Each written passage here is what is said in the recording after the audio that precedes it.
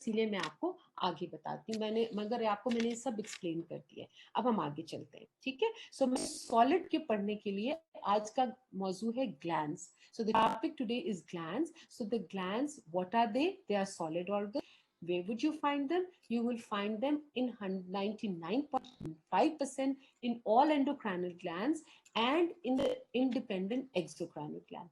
How would you study it? In the form of two words known as stroma and parenchyma. Stroma is basically the connective tissue. What will it form? It will form what? The capsule, the septa, which are into lobe, and then the further division into lobules and a net. This is all connective tissue stroma. तो वो क्या क्या form होगा? Capsule होगा, सेप्टास होंगे और net होगा. जब तैयार होगा तो उसमें फंक्शनल सेल डाल दोगे, और फंक्शनल सेल्स क्या होंगे? एंडोक्राइन है तो सिर्फ सेल्स ही होंगे, और कनेक्टिव टिश्यू तो बाहर उसका जो बना हुआ था स्टोमा का, उसमें बड़े बड़े ब्लड वेसल्स होंगे जिनको हम सिन्यूसाइट कहेंगे, जिसमें वो पोर करेगा अपना सिक्रेशन. लेकिन अगर एक्सोक्राइनल है तो वो कहाँ से होगा बेटा? एक्सोक्राइनल विल डू व्हाट? उसकी एक डक्ट होगी और उसके साथ एक ब्लाइंड एंड होगा जो सिक्रीट करता है, वो हम आपको बताएंगे, और वो फिर आगे कैसे इसी सेप्टस को फॉलो करेगा. चलो जी, ये हो गया. अच्छा, अब इसके ऊपर से एक और बात याद रखो बेटा. डेफिनेशन ऑफ अ ग्लैंड अभी हमको बताते हैं कि क्या है. इट्स एन एग्रीगेशन ऑफ, क्या होगा ये देखो, इसके अंदर मैं बताती हूँ. आप इसको क्या कहोगे? Glands are type of epithelium. ये कहाँ से डिराइव होते हैं? अब ये सिक्रीशन से बात है लोग, तो सिक्रीशन कौन सी टिश्यू से आ सकता है? क्या ये कनेक्टिव टिश्यू सिक्रीट करता है? नो. क्या मसल्स ग्लैंड्स बनाते हैं? नो. तो क्या नर्वस टिश्यू ग्लैंड बनाता है? No. Then what forms the epithelium? कहाँ, किस टिश्यू से डिराइव होता है एपिथेलियम? तो मैंने आपको पहली स्लाइड जब दिखाई थी तो मैंने कहा था कि जब एपिथेलियम पढ़ते तो वो दो तरह की होती है. One is the lining epithelium and the other is the glandular epithelium. तो इसका मतलब है कि अगर एक स्ट्रिंग तुम्हारे हाथ में हो और स्ट्रिंग को तुमने पकड़ा हुआ, उसमें पर्ल्स लगे हुए हो, और वो है लाइनिंग एपिथेलियम, किसी भी आपके हॉलो ऑर्गन को लाइन कर सकती है, या हमने इंडिपेंडेंट भी ले सकते हैं. वो होती है अगर आप इस स्ट्रिंग के ऊपर अपनी उंगली रखो और उसको नीचे की तरफ प्रेस करो तो क्या बनेगा? यानी कि नीचे का मतलब है कि अगर आप वॉल की तरफ जा रहे हो या आपने हाथ अपना नीचे कर दिया तो क्या बना? एक डिप बन गया. तो ये जो डिप एपिथेलियम से बना इसको ग्लैंड कहते हैं. अगर वो अपने सरफेस एपिथेलियम, ये स्ट्रिंग जो है अभी वो जुड़ी हुई है अपने सारे इस डिप्रेशन के साथ जुड़ी हुई है, तो उसका जहां आपकी उंगली का पार्ट है that is basically the secretory part. The end blind is known as the acini. और जो उसके साथ जहां वो कनेक्ट हुई होगी उसके साथ, that will be the duct part. तो ये जो है इसको हम क्या कहेंगे? This is of an exocrinal gland. लेकिन ये बनने के बाद इसको काट दिया जाए, और काट करके अब ये जो इर्द गिर्द कनेक्टिव टिश्यू है लेमिना प्रोपिया, वो इसके इर्द गिर्द अरेंज हो जाए, वो हम क्या बनाते थे? Endocrinal gland. सो इसकी definition, epithelium are type of glands are type of epithelium that is specialized to produce a substance called a secretion. The term gland is used to designate what? Large complexes of aggregation of epithelial cells. The secretion differs from, कहाँ से secretion होता है? आएगा तो blood से ही आएगा ना, blood and the intracellular fluid से होगा, लेकिन इसकी नेचर डिफरेंट होगी. These secretions are not used by itself. ये जो खुद बना के खुद ग्लैंड नहीं इस्तेमाल करता, बल्कि तो ब्लड में डाल के पूरी बॉडी में होता है, तो उसको हम कहते हैं एंडोक्राइनल सिक्रीशन. और ये क्या करते हैं? अपने इर्द गिर्द के अंदर डालेगा तो हम उसको एक्सोक्राइनल कहेंगे. और हम कहते हैं कि these specialized cell synthesize, ये सिंथेसाइज भी करते हैं, स्टोर भी करते हैं और सिक्रीट भी करते हैं. और इनकी नेचर क्या होगी? जो सिक्रीशन हो रही है या प्रोटीन नेचर होगी, जैसे कि आपके enzymes of pancreas, hormones of pancreas. अब हार्मोन्स हमेशा याद रखो, protein secretion are 100% what? Exocrinal enzymes होते हैं. लेकिन हार्मोन्स हर तरह के हो सकते हैं. वो प्रोटीन की नेचर भी हो सकती है, वो ग्लाइकोप्रोटीन भी हो सकती है, और वो स्टीरॉइड्स भी हो सकते हैं. हार्मोन्स की कंपोजिशन तीनों किस्म की होगी, ठीक है. लेकिन आपकी जो एंजाइम्स होते हैं वो प्योरली प्रोटीन्स होते हैं. तो मैंने एक एग्जांपल पेनक्रियास की इसलिए दिया क्योंकि ये दोनों चीजें सिक्रीट करता है, तो ये दैट इज वाई। लिपिड का मतलब है कि जब वो सिक्रीट करता है लिपिड, तो एक्सोक्राइनल ग्लैंड में से एड्रिनल्स है, टेस्टोस्टेरोन्स है, या आपकी ईस्ट्रोजन प्रोजेस्टेरोन है, ये हार्मोन्स है। और ये जो है आपका जो आपके एक्सोक्राइनल में से सेबेशियस है। सेबेशियस का मतलब है जो आपकी स्किन के अंदर, हम कहते हैं ना हमारे बड़ा सॉफ्ट हो जाता है स्किन, और ये होता है कि सर्दियों में ड्राई हो जाता है, तो वो लिपिड किस्म की एक जो हमारे ग्लैंड है वो सेबेशियस ग्लैंड है। ठीक है। अब अगर ग्लाइकोप्रोटीन हो, ये दोनों को मिलाओ तो बनता है ग्लाइकोप्रोटीन, तो वो कहाँ है? सिलाइवरी ग्लैंड में या म्यूसिन सिक्रेटिंग, ये असल में म्यूसिन है। म्यूसिन क्या होती है? ये होता है इसका कॉम्पोनेंट, ग्लाइकोप्रोटीन्स होते हैं, जैसे सिलाइवरी में हो सकते हैं, या म्यूसिन सिक्रेटिंग गॉबलेट सेल्स वगैरह करेंगे। या अगर ये सारा कुछ हो इसमें, तो वो कहते हैं कि जो मेमोरी ग्लैंड है उसके अंदर जो मिल्क होता है उसमें ये सारा कुछ होते हैं, तब ये इतना ज्यादा इफेक्टिव होता है। ठीक है बेटा। सो आप भी, मैंने I hope I made clear to you. So deficiency भी होगी, एक्सोक्राइनल ग्लैंड्स क्या होंगे? Release their product via back into the epithelial surface, and they can be present in a solid और इंडिपेंडेंट सॉलिड ऑर्गन हो सकते हैं। For example, जो मैंने आपको सारे एग्जाम्पल बताए, और a part of a hollow organ, जैसे कि मैंने आपको लाइन करके बताया, जीआईटी, रेस्पिरेटरी या general. Endocrine, sorry, I am so sorry, I can't, dryness हो रही है। अच्छा, release the product directly into the blood, और अगर वो होगा तो उसको एंडोक्राइनल बोलते हैं। For example adrenal, pituitary, thyroid, parathyroid and things like that. ठीक है। आगे फिर हम उसके बाद ये दो चीजें जो पढ़ेंगे कि नेचर ऑफ सिक्रीशन क्या हो सकती है। म्यूकस, ग्लाइकोप्रोटीन, सीरस होगा तो प्रोटीन, मिक्स्ड होगा तो हो सकता है ये दोनों मिला के हो, सीरस भी और ये भी। और लिपिड जो है ना वो होगा, जैसे मैंने भी आपको बताया, सेबेशियस भी हो सकता है, एड्रिनल्स में वो भी हो सकता है। और मोड ऑफ सिक्रीशन, अब ये सिक्रीट कैसे कर सकता है, तो उसको कहते हैं मीरोक्राइन, एपोक्राइन और हॉलोक्राइन। ये सारी चीजें आज हम आपके उसमें क्या कहते हैं आपके लेक्चर में पढ़ाएंगे। ठीक है। ओके जी।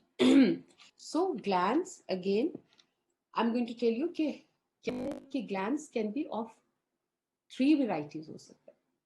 अगर वो सिक्रीशन करे, और वो सिक्रीट करे टुवर्ड्स इट्स ल्यूमन और सरफेस, जैसे स्किन के ग्लैंड्स हैं, स्वेट ग्लैंड है और सेबेशियस ग्लैंड्स हैं, अगर वो सिक्रीट करते हैं तो क्या होता है, उनकी जो एपिडर्मिस है, जब वो डर्मिस के अंदर चली जाती है, तो वो क्या है, उसकी कनेक्शन एपिडर्मिस के साथ रहती है, तभी डक्ट खुल जाती है स्किन के ऊपर, और स्वेट भी आपके ऊपर आ जाता है और सेबेशियस भी बाहर आ जाता है।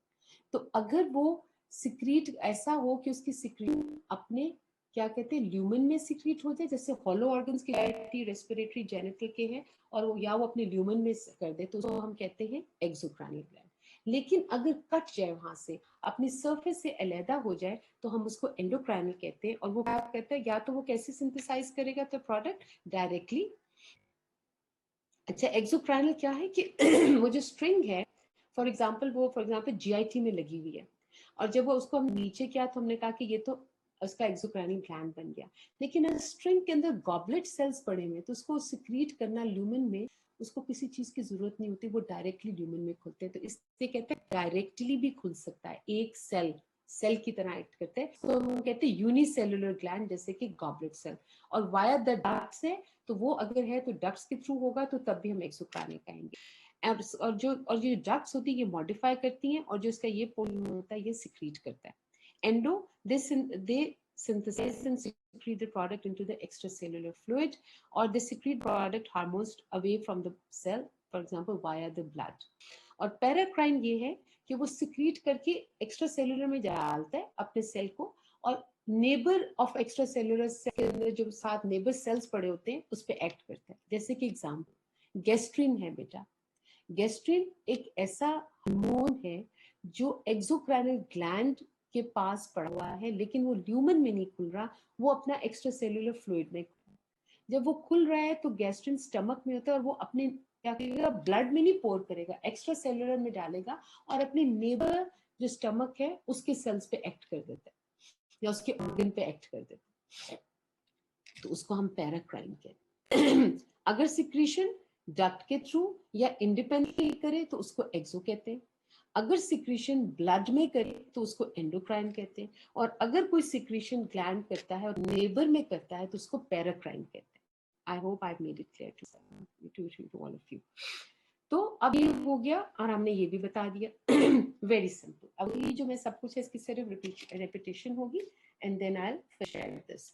इसके अंदर क्या है कि जो ग्लैंड्स हैं, जब अल्लाह मियाँ ने कोई चीज़ क्रिएट करनी थी in the form embryological stage पे, जब जहाँ जहाँ अल्लाह ने ही वांटेड टू क्रिएट ग्लैंड्स, तो किया कि एपिथीलियम को वहां पर प्रोलिफरेट करा दिया। ये आपका कनेक्टिव टिश्यू पड़ा हुआ है, क्योंकि epithelium always rest on a connective tissue known as a lamina propria. Mesenchymal tissue यहाँ पड़ा हुआ था और ये एपिडर्मिस था, मतलब कोई भी एपिथीलियम था। तो जहां उसने करवाना था, व्हाट ही डिड वाज कि यहाँ प्रोलिफरेशन की। अब प्रोलिफरेशन के बाद क्या किया कि अब एपोप्टोसिस हुआ, सेल्स इसमें गिरे और लो जी ये शक्ल बन गई। ये वही था, अगर स्ट्रिंग है और मैंने इस पे उंगली डाली और मैंने नीचे ले आई और बीच में से गायब कर दूं तो ये चीज बन जाएगी। सो अगर ये चीज बन गई है बेटा, तो क्या बना, एपोप्टोसिस की वजह से इसने लाइन कर दिया। यहाँ आपकी उंगली है और आप उंगली यहाँ तक ले आए, ये लाइनिंग है। ये चाहे एपिडर्मिस समझ लो या किसी भी ग्लैंड के अंदर, यानी कि जिस भी सिस्टम में जीआईटी है, रेस्पिरेटरी है, जेनिटल है, उसकी लाइनिंग में आपने एक ये डिप कर दिया। जब आपने ये डिप किया बेटा, तो जहां आपकी ये उंगली पड़ी है, यहाँ ये ब्लाइंडली ये बंद हो गया और इसका कनेक्शन यहाँ रहा। ठीक है, तो ये जो लाइनिंग है, इसका जो प्रॉक्सिमल पार्ट है, इसको हम कहते हैं डक्ट। और ये जो लास्ट, ये जो ब्लाइंड एंड है, इसको कहते हैं एसिनाई। ये कौन सा ग्लैंड की बात कर रही हूं मैं, बात कर रही हूँ एक्सोक्राइनल ग्लैंड। कैसे बना, एपिथेलियम से बना और यहाँ प्रोलिफरेशन हुई और बीच में अगर अगर तो बीच में इसने ये प्रोलिफरेशन के बीच में स्पेस हुई एपोप्टोसिस की वजह से, तो ये बन गई उसकी शक्ल। क्या बना, लोबी। अब ये जो ये वाला पार्ट था, एक ऐसी टेस्ट ट्यूब की तरह चीज बन गई। तो जो इसका प्रॉक्सिमल पोर्शन है, that is going to be duct, and the distal portion जो ब्लाइंड एंड है, it is the acini. Acini is the portion which is going to secrete what, अब वाटर कर सकता है, या वो आपका प्रोटीन कर सकता है नेचर, या वो ग्लाइकोप्रोटीन कर सकता है, या लिपिड कर सकता है। Are you with me? तो ये अब सब चीजें जो हैं, इसको हम एसिनाई कहेंगे। जब मैं इसको काटूंगा आपको गोल गोल कटे हुए नजर आएंगे, गोल गोल कटे हुए नजर आएंगे, और डस्ट होंगी वो भी आपको गोल गोल नजर आएंगी। ठीक है। सो अब ये क्या है, एक्सोक्राइनल। तो जब हम इसको क्लासिफाई करवाएंगे, तो हम क्या कहेंगे कि लो भी एक्सोक्राइनल को स्ट्रक्चर क्लासिफाई करें। तो जो पहला लफ्ज होता है वो होगा कि अगर एक ही डक्ट है तो हम इसको सिंपल करेंगे, और अगर काफी सारी डक्ट्स इसमें से निकल आए तो कंपाउंड कहेंगे। और अगर इसका एसिनाई, ये जो सिक्रेशन है, टेस्ट ट्यूब की तरह हो, एंड करा है ब्लाइंड एंड टेस्ट ट्यूब की तरह, तो आप कहोगे सिंपल ट्यूबुलर। और अगर एल्वुला, लंग का एल्वुला होता है ना, थैली सी, अगर ये हो, तो फिर आप क्या कहोगे, इट इज अ सिंपल, क्या करोगे, एल्वुलर, एल्वुलर। ठीक है। सो इसी पर हम बेस करते हैं एक्सोक्राइनल की क्लासिफिकेशन स्ट्रक्चर। ठीक है। और फिर हम उसको कहेंगे भी लो भी ये म्यूकस कर रहा है, सीरस कर रहा है, ये हमेशा सिक्रीट करता है, ये उसकी मॉडिफाई करता है उसकी सिक्रीशन। जैसे कि आपका स्वेट ग्लैंड है या सिलाइवा के आपके सारे सिलाइवरी ग्लैंड्स है। देखो आज के जैसा मेरे प्रॉब्लम हो रही है कि सिलाइवा मेरी कम हो रहा है, क्यों, क्योंकि आप डिहाइड्रेट फॉर्म में हूँ। तो उसके अंदर क्या होगा कि सिक्रीशन है वो बेटा उसके अंदर मॉडिफाई होगी। जब उसको पता चला बॉडी में पानी कम है, तो जो उसने बनाया था यहाँ सिलाइवा वो अच्छा ठीक था, लेकिन डक्ट ने कहा भी बॉडी में तुम्हारा पानी कम है, तो उसने पानी वापस ले लिया।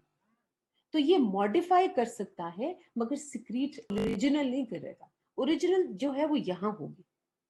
ठीक है, समझ आए? So ducts will are the passage which take secretion from the acini towards the lumen or surface, and it can also modify them. So this is the parenchyma of the exocrine gland. और जो stroma था वो क्या था, आपका capsule था, सेप्टस था, और फिर उसके बाद नेटवर्क था। ठीक है। अब अगर यही चीज ऐसे ही आपकी बनी, लेकिन क्या हुआ, यहां से कट गई, अंदर आपका बाद में होगा, पहले यहां से कट गई और वो कंटिन्यूएशन रही ऊपर, और क्या हुआ, इर्द गिर्द इसके कनेक्टिव टिश्यू ने इसको घेर लिया चारों तरफ से, जैसे ये, और उसमें बड़े बड़े ब्लड वेसल्स आ गए। तो वो ये क्लस्टर है। ये आपका एंडोक्राइन कैसे बनेगा बेटा, ये बनाएगा क्लस्टर्स ऑफ सेल्स या क्लम्स ऑफ सेल्स, वो कॉलम्स में अरेंज होंगे, और या फिर वो अगर सिक्रीट करे, मैंने आपको थायराइड के फॉलिकल्स बनाए थे ना, तो वो यहाँ क्या करेंगे, आपस में अपनी सिक्रीशन यहाँ इसमें पोर करेंगे और यहाँ जमा होकर फॉलिकल बनाएंगे और इर्द गिर्द कनेक्टिव टिश्यू के अंदर इतनी बड़ी बड़ी ब्लड वेसल्स पड़ी हैं, और या वो क्लस्टर्स बनाएंगे। ये आपको लग तो ऐसे रहा है कि भी ये चारों तरफ से, इससे भी ज्यादा आपको नजर आए, 3 डायमेंशन देखोगे तो कोई ना कोई surface of that cell will be attach to a blood vessel, या क्लस्टर्स होंगे या लंबे लंबे कॉलम्स होंगे, ठीक है। So that is what it is. सो ये एंडोक्राइन बन गए और ये एक्सोक्राइनल बन गए। Retain their connection to the surface from which they are originating, have a secretory acini which pours the secretion into the duct, and they be subdivided on the basis of what? हम आपको कहेंगे classified exocrinal gland। तो आप क्या करोगे, आप classify करोगे on the basis of the morphology और द स्ट्रक्चर, और वो मैंने आपको बताया था कि सिंपल होगा, कंपाउंड होगा, या ट्यूबुलर हो गया, एल्वियोलर, या कॉम्बिनेशन ऑफ ऑल, वो हम आगे पढ़ेंगे। Basis on the type secretion, क्या किया उसने, उसने क्या म्यूसिन सिक्रीट किया है, यानी या तो उसने ग्लाइकोप्रोटीन की है, या उसने प्रोटीन की है, या उसने वाटर एंड इलेक्ट्रोलाइट्स के साथ किया है, या उसने लिपिड सिक्रीट किया, ये हो गया। अब वो किस पैसेज से वो उसको बाहर निकालता है, एक सेल बना रहा है, एक ये सेल बना रहा है, अब ये किस तरह से इसको निकालता है, एक्सोस्टोसिस से करता है, या उसके बाद क्या करता है, खुद इतना मोटा हो जाता है, इस सिक्रीशन से हट जाता है, ल्यूमन में गिर जाता है, या वो अपना पोर्शन लेके चला गया, ये उसकी उसकी होगी mode of secretion, simple, that is all. So और एंडोक्राइन क्या है, वो है या तो वो इसमें फॉलिकल्स में बन जाता है, जैसे हमने थायराइड के आपको सिंपल क्यूबॉइडल में भी दिखाया था, या क्लस्टर्स बनेंगे, या क्लम्स बनेंगे, या लंबे लंबे कॉलम्स बनेंगे, ठीक है।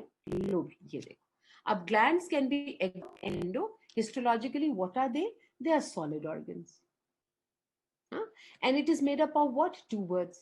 जब भी solid का आएगा तो 2 लफ्ज, हम कहेंगे क्या, स्ट्रोमा, पेरेन्काइमा। फिर स्ट्रोमा क्या है, it is a connective tissue, कैसे प्लेस्ड होगा उस ऑर्गन में, कहाँ होगा और है किस चीज का, तो हम कहेंगे वो कनेक्टिव टिश्यू क्या बनाएगा, उसका कैप्सूल, यानी कि उसकी बाउंड्री वॉल बनाएगा, फिर उसकी जो भी शेल है उसको अंदर सेप्टास भेजेगा, बाहर वाला बहुत थिक होगा कनेक्टिव टिश्यू, अंदर जो भेजेगा उससे जरा कम थिक होगा कनेक्टिव टिश्यू सेप्टास, फिर उसको लोब्स, मोटे मोटे लोब्स में डिवाइड करेगा, और फिर उसके बाद और सेप्टास होगा, उसको लोब्यूल्स में डिवाइड करेगा, और अब क्या करेगा, अब तो खाली एक खोखे से बन गए, there is lot of space there, we don't want कि जब पेरेन्काइमा उसके अंदर आए, डक्ट्स आए, या उसके अंदर लिम्फेटिक आए, वो कहीं गिर ना जाए, वो थैली तो नहीं है ना, एक बैग है, और बैग को अगर कंपार्टमेंटाइज नहीं करते तो वो बेटे जो अगर कोई चीज उसमें डालेगी वो तो बिल्कुल नीचे सैग कर जाएगी, तो उसको उलझाने के लिए एक नेट डालते हैं ताकि वो अपनी शक्ल वहीं रिटेन करे। That is known as what, कि capsule, septas and supporting tissue which is fine connective tissue। और इसी को फॉलो करेंगी आर्टरीज, पहले मोटी होती हैं, फिर सेप्टास के अंदर जाएंगी, इंट्रालोबुलर, इंटरलोबार, और इंट्रा में जाके पतली पतली होती हुई कैपिलरीज बनेंगी जब वो एसिनाई के डक्ट तक पहुंचेंगी, ठीक है। पेरेन्काइमा में इज द फंक्शनल सेल्स, तो या अगर एक्सोक्राइनल है तो डक्ट्स होंगे और उसके एसिनाई होंगे, और अगर तो है एंडोक्राइन तो क्या होंगे, थायराइड के फॉलिकल्स के इर्द, क्लस्टर्स के, या फिर उसके साथ क्या होंगे, कि जिस तरह ये मैंने सारे एंडोक्राइन के बने, ठीक हो गया। लो जी, ये एग्जाम्पल है एक्सोक्राइन की। ऐसे एग्जाम्पल समझ लो कि आपका जैसे दरख्त है उसे अंगूर लटक रहे हैं, वो जो टहनी है जिसके ऊपर 2 बंचेस पड़े हुए हैं, वो समझ लो कि अब उसके ऊपर हमने ऐसे पकड़ा कि हमने उसके अंदर 2 अंगूर की एक टहनी है और उसमें 2 के ऊपर हमने थैली चढ़ा दी, ठीक है। अब जब हमने थैली चढ़ाई, वो उसका समझ लो कि वो उसका अब ये पूरा का पूरा एक सॉलिड ऑर्गन बन, तो 2 बंचेस थे, एक टहनी अंदर जा रही थी, हमने उसके ऊपर थैली चढ़ा दी, उसमें 2 पड़े हुए, तो वो जो थैली बाहर है वो उसका कैप्सूल समझ लो। अब वो क्या करेगा कि 2 के दरमियान में एक सेप्टा डालेगा, और वो जरा उससे कम थिक होगा कनेक्टिव टिश्यू का, और उसको 2 इसमें डिवाइड कर देगा, एक बड़ी थैली थी उसके 2 पार्टीशन हमने किए, तो जो बाहर वाला है वो कैप्सूल है, अंदर जो उसका सेप्टा हमने डाला, हमने 2 अंगूरों की बंचेस बना दी, जैसे एक ये और एक और साथ वाला, तो वो होगा इंटरलोबार, 2 लोब्स होंगे, तो हम उसको कहेंगे इंटर, INTER, इंटरलोबार, 2 लोब्स के दरमियान सेप्टा। अब इसमें से मैं कह रही हूं कि लेट्स से अब ये देखो, ये एक कैप्सूल है, ये एक कैप्सूल था, इसने इसके अंदर सेप्टा भेज दिया और इसको 2 लोब्स में डिवाइड कर दिया, ठीक है, ये डेंस होगा, ये कंडेंस होगा। ठीक है, अब ये जब अब मैं एक को तुम्हें लेती हूँ, तो अगर ये क्या था, ये जो सेप्टा था, ये कैप्सूल था, ये था इंटरलोबार सेप्टा, ये इंटरलोबार सेप्टा। उसके बाद उसने क्या किया, इंटरलोब्युलर सेप्टा भेजे और इसको डिवाइड कर दिया लॉब्यूल्स में। किसने, कनेक्टिव टिश्यू में। Nothing to do with the parenchyma, अभी हम नहीं कुछ करें, हमने कनेक्टिव टिश्यू को पकड़ा हुआ है और वो हर एक का एक ही जैसा होगा, तकरीबन कुछ कुछ वेरिएशंस होंगी। अब हमने इसको इंटरलोब्युलर में हमने इसको डिवाइड किया, पहले इंटरलोबार था, अब ये क्या है, ये सारे इंटरलोब्युलर सेप्टास हैं, ये उससे पतले होंगे। अब हमने क्या किया कि अब इसके अंदर भी हमने डाले, और इसके अंदर जो हमने डक्ट्स डाले वो हम कहते हैं ये इंटरलोबार है, जैसे ये एक इंटरलोबार है। अब एक लॉब्यूल के अंदर क्या है, उसको कहते हैं, इसके अंदर दो है, एक ये डार्क ब्राउन होगा और एक ये पतली सी है। जो ये पतला सा है ये अटैच्ड है बेटा किसके ऊपर, इन दो डक्ट्स को कहेंगे इंट्रालोब्युलर, INTRA। पहले वाले इंटर थे दो के दरमियान, और इंट्रा होगा जो उसके अंदर है, तो इंट्रालोब्युलर क्या होगा बेटा, that is going to be two ducts. याद रख, जो पहली डक्ट है इसको कहेंगे स्ट्राइटेड डक्ट, ये देखो ये स्ट्राइटेड डक्ट है मोटी, और इसमें से भी एक और डक्ट निकलेगी, ये एक लॉब्यूल के अंदर है जो पतली सी होगी, जिसको कहेंगे इंटरकलेटेड डक्ट। और फिर ये जो इंटरकलेटेड डक्ट होगी, ये कनेक्टिव टिश्यू की चल रही है, और इसमें फिर डक्ट्स भी यही फॉलो करेंगी, और फिर ये जाके डक्ट्स क्या बना देंगी, they are going to form a ducts जाके में होंगी।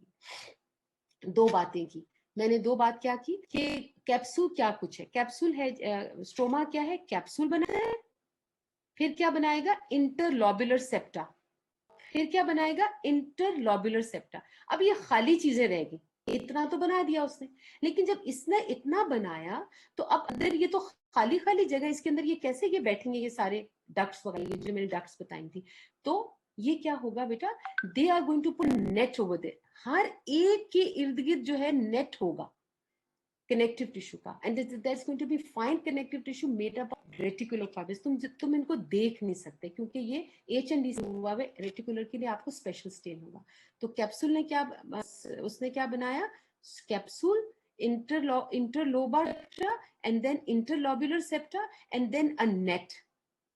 अब इसके अंदर डक्ट जो आएंगी, लेट से मैं कहती हूँ पेनक्रियाटिक डक्ट आई है, मेन पेनक्रियाटिक डक्ट आएगी, तो वो उस डक्ट का नाम क्या होगा, पहले क्या होगा, इंटरलोबार, फिर वो डक्ट आएगी इंटरलोब्युलर, फिर जब वो इसके अंदर घुसेगी, वो डक्ट अंदर घुसेगी, तो वो क्या बनाएगी, ये वाली डक्ट बनाएगी स्ट्राइट डक्ट, और फिर बनाएगी और पतली डायमीटर वाली कौन सी डक्ट होगी, इंटरकलेटेड, और फिर एंड हो जाएगी in the form of an acini. So duct इस सेप्टास को फॉलो करती है, और इस लेवल पर जब आएगा तो अब यहाँ पर सारी कैपिलरीज हैं जो नेट बिछा हुआ है, और नेट ने इसको सपोर्ट किया। अब अंगूर गिरेगा नहीं, अगर ऐसे पड़ा होता तो ये नीचे गिर जाता, सैग कर जाता, अब ये गिरेगा नहीं। अब याद रखो बेटा, ये जो ज्यादातर डक्ट्स होती हैं, इनमें इनमें आयन ट्रांसपोर्टिंग सेल्स भी होते हैं, तो इनमें माइट्रोकॉन्ड्रिया बहुत ज्यादा होता है, तो इसीलिए ये ज्यादातर तुम्हें आपको एसिडोफिलिक नजर आएंगी। ये देखो यहाँ पर देखो, ये जो ये चीजें है ना, ये डक्ट्स हैं, और ये जो ब्लाइंड एंड है, दिस आर व्हाट, ये आपके एसिनाइज हैं, ये एसिनाई है। मैंने कहा था ना, अगर मैं इसको काटूं तो तुम्हें आपको ये गोल सा नजर आएगा एसिनाई। अब ये एसिनाई को लाइन किससे करोगे, डिपेंड अपॉन कि तुम क्या चाह रहे हो। तुम चाह रहे हो म्यूसिन सिक्रीट करे, तुम चाह रहे हो कि प्रोटीन सिक्रीट करे, तुम चाह रहे हो कि नहीं, बल्कि ये जो सेल्स हैं ये आयन करें, पानी का आना, जैसे किडनी अगर कोई लगा हो, या सिलाइवा आपका बन रहा है, या आपका स्वेट बन रहा है, तो वहां पर जो होंगी वो आपकी आयन ट्रांसपोर्टिंग सेल्स होंगी। या आप चाह रहे हो कि वो क्या करे, म्यूकस नहीं बल्कि लिपिड सिक्रीट करे सेबेशियस ग्लैंड में। I hope I made it clear to you. जैसे ये देखो, ये एक पेनक्रियाज है, तो मैंने कहा था ये क्या है बेटा, एक्सो भी है, एंडो भी है। अब ये ड्यूडिनम है, ड्यूडिनम में इसकी एक बड़ी मोटी सी एक डक्ट आके खुलती है। अब यहां से हम इसको ओरिजिन करेंगे कि ये इसका एपिथेलियम कहाँ से आएगा, हमेशा जहां डक्ट पोर करती है एक्सोक्राइनल ग्लैंड, वहीं से उसका ओरिजिन हुआ है, ये याद रखना बेटा, rule of the thumb. Exocrinal gland कभी भी तुम देखो जहां से वो जाके पोर कर रहा है, डक्ट जहां जिस जगह पे खुल रहा है वही उसका ओरिजिन है। यानी कि इसकी जो एंडोडर्म होगी, यानी कि ड्यूडेनम की जो एपिथीलियम होगी वो बाहर निकली होगी, और उसने क्या बनाया होगा, एक्सक्रीटरी डक्ट। अब जब वो एक्सक्रीटरी डक्ट है तो वहां से अब स्ट्रिंग्स आना शुरू हुए। ये देखो, ये स्ट्रिंग इधर आया, एक स्ट्रिंग इधर आया, तो ये जो है ना, ये आप बन रहे हैं बेटा, ये इंटर लोबार डक्ट बन रही है, ये इंटर लोबार। फिर आगे जाके ये बेटे आगे फर्दर डिवाइड होते होते जैसे इंटर लोबार बनेगी, फिर इंटर इंट्रा तक बन गई, फिर ये एसिनाइज बन गई। लेकिन आगे जाके ये डक्ट जो थी ना, ये उसके साथ कनेक्शन नहीं रहा और यहाँ प्रोलिफरेशन होगी। जहां से अलहदा हो गई तो वहां ब्लड वेसल्स ने इसको घेर लिया, तो ये इसका आइलैंड ऑफ लैंगरहैंस बन गया, एंडोक्राइनल पार्ट। और अगर ये कनेक्टेड रहा दिस, तो it's an exocrinal part. This is its acini and these are its duct. और ये स्ट्रोमा बाहर था, और इसके अंदर इसने फॉलो किया आर्टरीज और वेन्स भी, यानी कि अगर पेनक्रियास की मेन आर्टरी होगी वो बड़ी होगी, जैसे जैसे उसने अब पहुंचाना है इन सेल्स को ही पहुंचाना है ना, पेनक्रियास में यही पड़ा हुआ है ना, ये सेल्स और ये डक्ट्स पड़े हुए जो भी है, उनको न्यूट्रिशन जब जाएगी तो वो इस लेवल पर वो कैपिलरीज के ऊपर होगी, तो वो आपके नेटवर्क में लाया करती। ये देखो ऐसे है बेटा। सो इसमें क्या है कि अगर मैं डक्ट की बात करती हूँ तो आपको मैं कहूंगी कि बेटा एक्सोक्राइनल ग्लैंड्स के अंदर आप मुझे डक्टल सिस्टम बताओ। तो आप कहोगे कि अच्छा हम बताते हैं, अगर आप एसिना से शुरू करते हैं तो एसिना मेनली क्या होंगे, या वो म्यूकस सिक्रीट करेंगे, म्यूकस नहीं, म्यूक करते हैं, पानी जब आ जाता है वो म्यूकस बन जाता है। And what is mucin, is a glycoprotein. तो अगर वो ग्लाइकोप्रोटीन सिक्रीट कर रहा है तो वो म्यूसिन होगा। जैसे इसको देखो, एक सेल और जब काफी सेल्स इसको लाइन करेंगे तो ये एसिनाई बन जाएगा। ठीक है, अगर मैं कहूं कि म्यूकस सिक्रीटिंग सेल आप बताओ, तो आप एक एग्जांपल गॉबलेट की दे दोगे। वो क्या है, it is also an exocrinal gland but unicellular gland, इसको कोई डक्ट की जरूरत नहीं, वो स्ट्रिंग में लगा हुआ था, डायरेक्टली ल्यूमन में उसने दी। लेकिन अब क्या है, उसने स्ट्रिंग बना दी। फॉर एग्जाम्पल कोलन है, या जैसे स्मॉल इंटेस्टाइन है या लार्ज इंटेस्टाइन, उसमें क्या है कि कोलमनर सेल्स उसको लाइन करेंगे उनके ग्लैंड्स को, और वो भी म्यूसिन सिक्रीट करेंगे। लेकिन हमें लार्ज इंटेस्टाइन में सारा कुछ एब्जॉर्ब कर लेते हैं न्यूट्रिशन, और हमारे पानी भी साथ हो जाए, तो फिर हम जो फीसेस है वो तो उसमें से चलेंगी नहीं। तो उस वक्त क्या करते हैं अल्लाह ने, he has put lot of mucin secreting cells in that, कि गॉबलेट सेल्स बहुत डाल देते हैं। तो उसमें जो सेल्स बेटा वो क्या करेंगे, दे will be in what character, ये है सेल। और जब ये मैंने काटा तो गोल नजर आ रहा है, टेस्ट ट्यूब है ना, उसको काटोगे तो ऊपर से इसकी टीएस इसका नजर आएगा ना। तो आपका टीएस क्या होगा, they will be a pyramidal cells, या low high cuboidal to low columnar cells होंगे। आपने चारों तरफ एक डाले पिरामिडल सेल्स या लो कोलमनर सेल्स, और उसके ऊपर इतने ज्यादा उसके अंदर वेजिकल्स हैं ग्लाइकोप्रोटीन के कि वो उसको पुश कर दिया उसने सारी ऑर्गेनेलिस को टुवर्ड्स द बेस। आप उनको देख नहीं सकते, मगर न्यूक्लियस को देख सकते हैं ना। तो न्यूक्लियस में क्या होगा बेटा, कि उसका स्क्वीज हो जाएगा, जैसे गॉबलेट का भी नीचे वो आ जाता है और खुद वो उसके ऊपर जो है ना वो गॉबलेट की तरह फैलाव होता है। तो इसका फैलाव नहीं है, ये फॉर एग्जांपल कोलमनर सेल था या जो भी सेल था, इसका म्यूसिन सिक्रीटिंग सेल कैसा होगा कि it's going to be pyramidal या कोलमनर सेल होगा, और इसका न्यूक्लियस स्क्वीज होगा टुवर्ड्स द बेस, और ये इसका बेजल है और ये इसकी बेजल लेमिना है। तो ये आपको मैंने बनाया है एसिनाई। अगर मैं कहूं एक म्यूकस सिक्रीटिंग सेल बनाओ तो ये बनाओगे, कैसे बनाओगे, ये सेल होगा, इस फ्लैट सेल न्यूक्लियस बनाओगे और एम्प्टी लुकिंग। क्यों, क्योंकि जब हमने इसको स्टेन किया HND से, तो हमने पहले उस ट्यूब को हाइड्रेट करते हैं, जब हाइड्रेशन हुई तो इसके अंदर नहीं चला गया, या तो अब उसने जाके इसको स्वेल किया और उसमें से निकल गया आपकी म्यूकस के सारे म्यूसिन बाहर निकल के म्यूकस की फॉर्म में बाहर आ गई। तो जब हमने इसको स्टेनिंग आगे की तो ये एम्प्टी लुकिंग सेल नजर आएगा। तो एम्प्टी लुकिंग सेल अगर तुम्हें कहीं नजर आए और वो पिचका हुआ उसका न्यूक्लियस यहाँ पड़ा हुआ, बाकी सारा इओसिनोफिलिक पड़ा हुआ, लाइट सा आपका पड़ा हुआ हो, तो आपका अगर आप देखें तो आप कहेंगे ये mucin secreting cell. Mucin secreting pure form में इज द गॉबलेट सेल। लेकिन अगर वो फॉर एग्जांपल और किसी जगह पे कोलमनर की शक्ल में, क्यूबॉइडल की शक्ल में कहीं पड़ा हुआ है, तो वो भी कर सकता है, लेकिन वो ये सिर्फ प्योर वो काम नहीं करेगा, हो सकता है वो कोई और काम भी कर रहा हो। तो अगर आपको कहा तो आपने ये ड्रॉ करना, और यहाँ बेसल लेमिना ड्रॉ करोगे। और अमूमन क्या होता है कि इनको एंटी ग्रेविटी काम करना पड़ता है। फॉर एग्जाम्पल, अगर आपका फॉर एग्जाम्पल सबलिंग पड़ा हुआ है, यहाँ पर आपका पड़ा हुआ है, ये जीआईटी के इंटेस्टाइन का ऑपोजिट पड़ा हुआ है एंटी ग्रेविटी, उसको बाहर निकालने के लिए बेटा यहाँ पर बेसल सेल, आपकी बेसल सरफेस, बेसल लेमिना के दरमियान में यहाँ एक सेल पड़ा होगा, उसको कहेंगे myo epithelial cell. Myo like an octopus, वो आपके सेल के बेसल सरफेस और बेसल लेमिना के दरमियान पड़ा होता है। ये कहाँ होगा? सिर्फ एक्सोक्राइनल ग्लैंड्स में, उनकी डक्ट्स और एसिनाई में होगा। और लॉबस्टर की तरह उसको स्क्वीज करेगा ताकि सिक्रीशन बाहर निकल जाए। ये भी है, ये भी एपिथेलियम में अगर पूछूं how many types of epithelium are there, तो उसमें आप कहोगे मायो एपिथेलियम। क्या उन सेल के अंदर मायोसिन और एक्टिन होती है, उसको स्क्वीज करके उसकी सिक्रीशन बाहर निकालती है। ऑन द अदर हैंड, अगर सीरस है, अगर serous type of cell, serous का क्या मतलब है? वाटरी है, मगर क्या है? It is highly proteinaceous in nature, पानी की तरह। ये किस तरह की सिक्रीशन थी? थिक थी, it was very thick, it was mucus. Cell ने म्यूसिन बनाई थी, ग्लाइकोप्रोटीन। जब उसमें पानी आ गया तो वो म्यूकस बन के बाहर आ गया। आगे समझ? म्यूकस सिक्रीट नहीं होती, सिक्रीशन होती है अंदर जो होती है वो glycoprotein, and that is mucin. आगे अब अगर सीरस है, serous is a protein in nature. अभी मैंने आपको लास्ट आपके सेल में भी पढ़ा था कि उसमें क्या होगा, आपको स्ट्राइशन सी नजर आ रही, क्या है? रफ एंडोप्लाज्मिक यहाँ पड़ा हुआ है, रफ एंडोप्लाज्मिक यहाँ पड़ा है, गोल्जी यहाँ पड़ा है, और ये देखो दाने दाने जो वैक्यूल्स हैं, ये हैं आपके वो ग्रैन्यूल्स जो कि एंजाइम या प्रोटीनेशियस इन नेचर है, और वो यहाँ जमा हो रहे हैं यहाँ।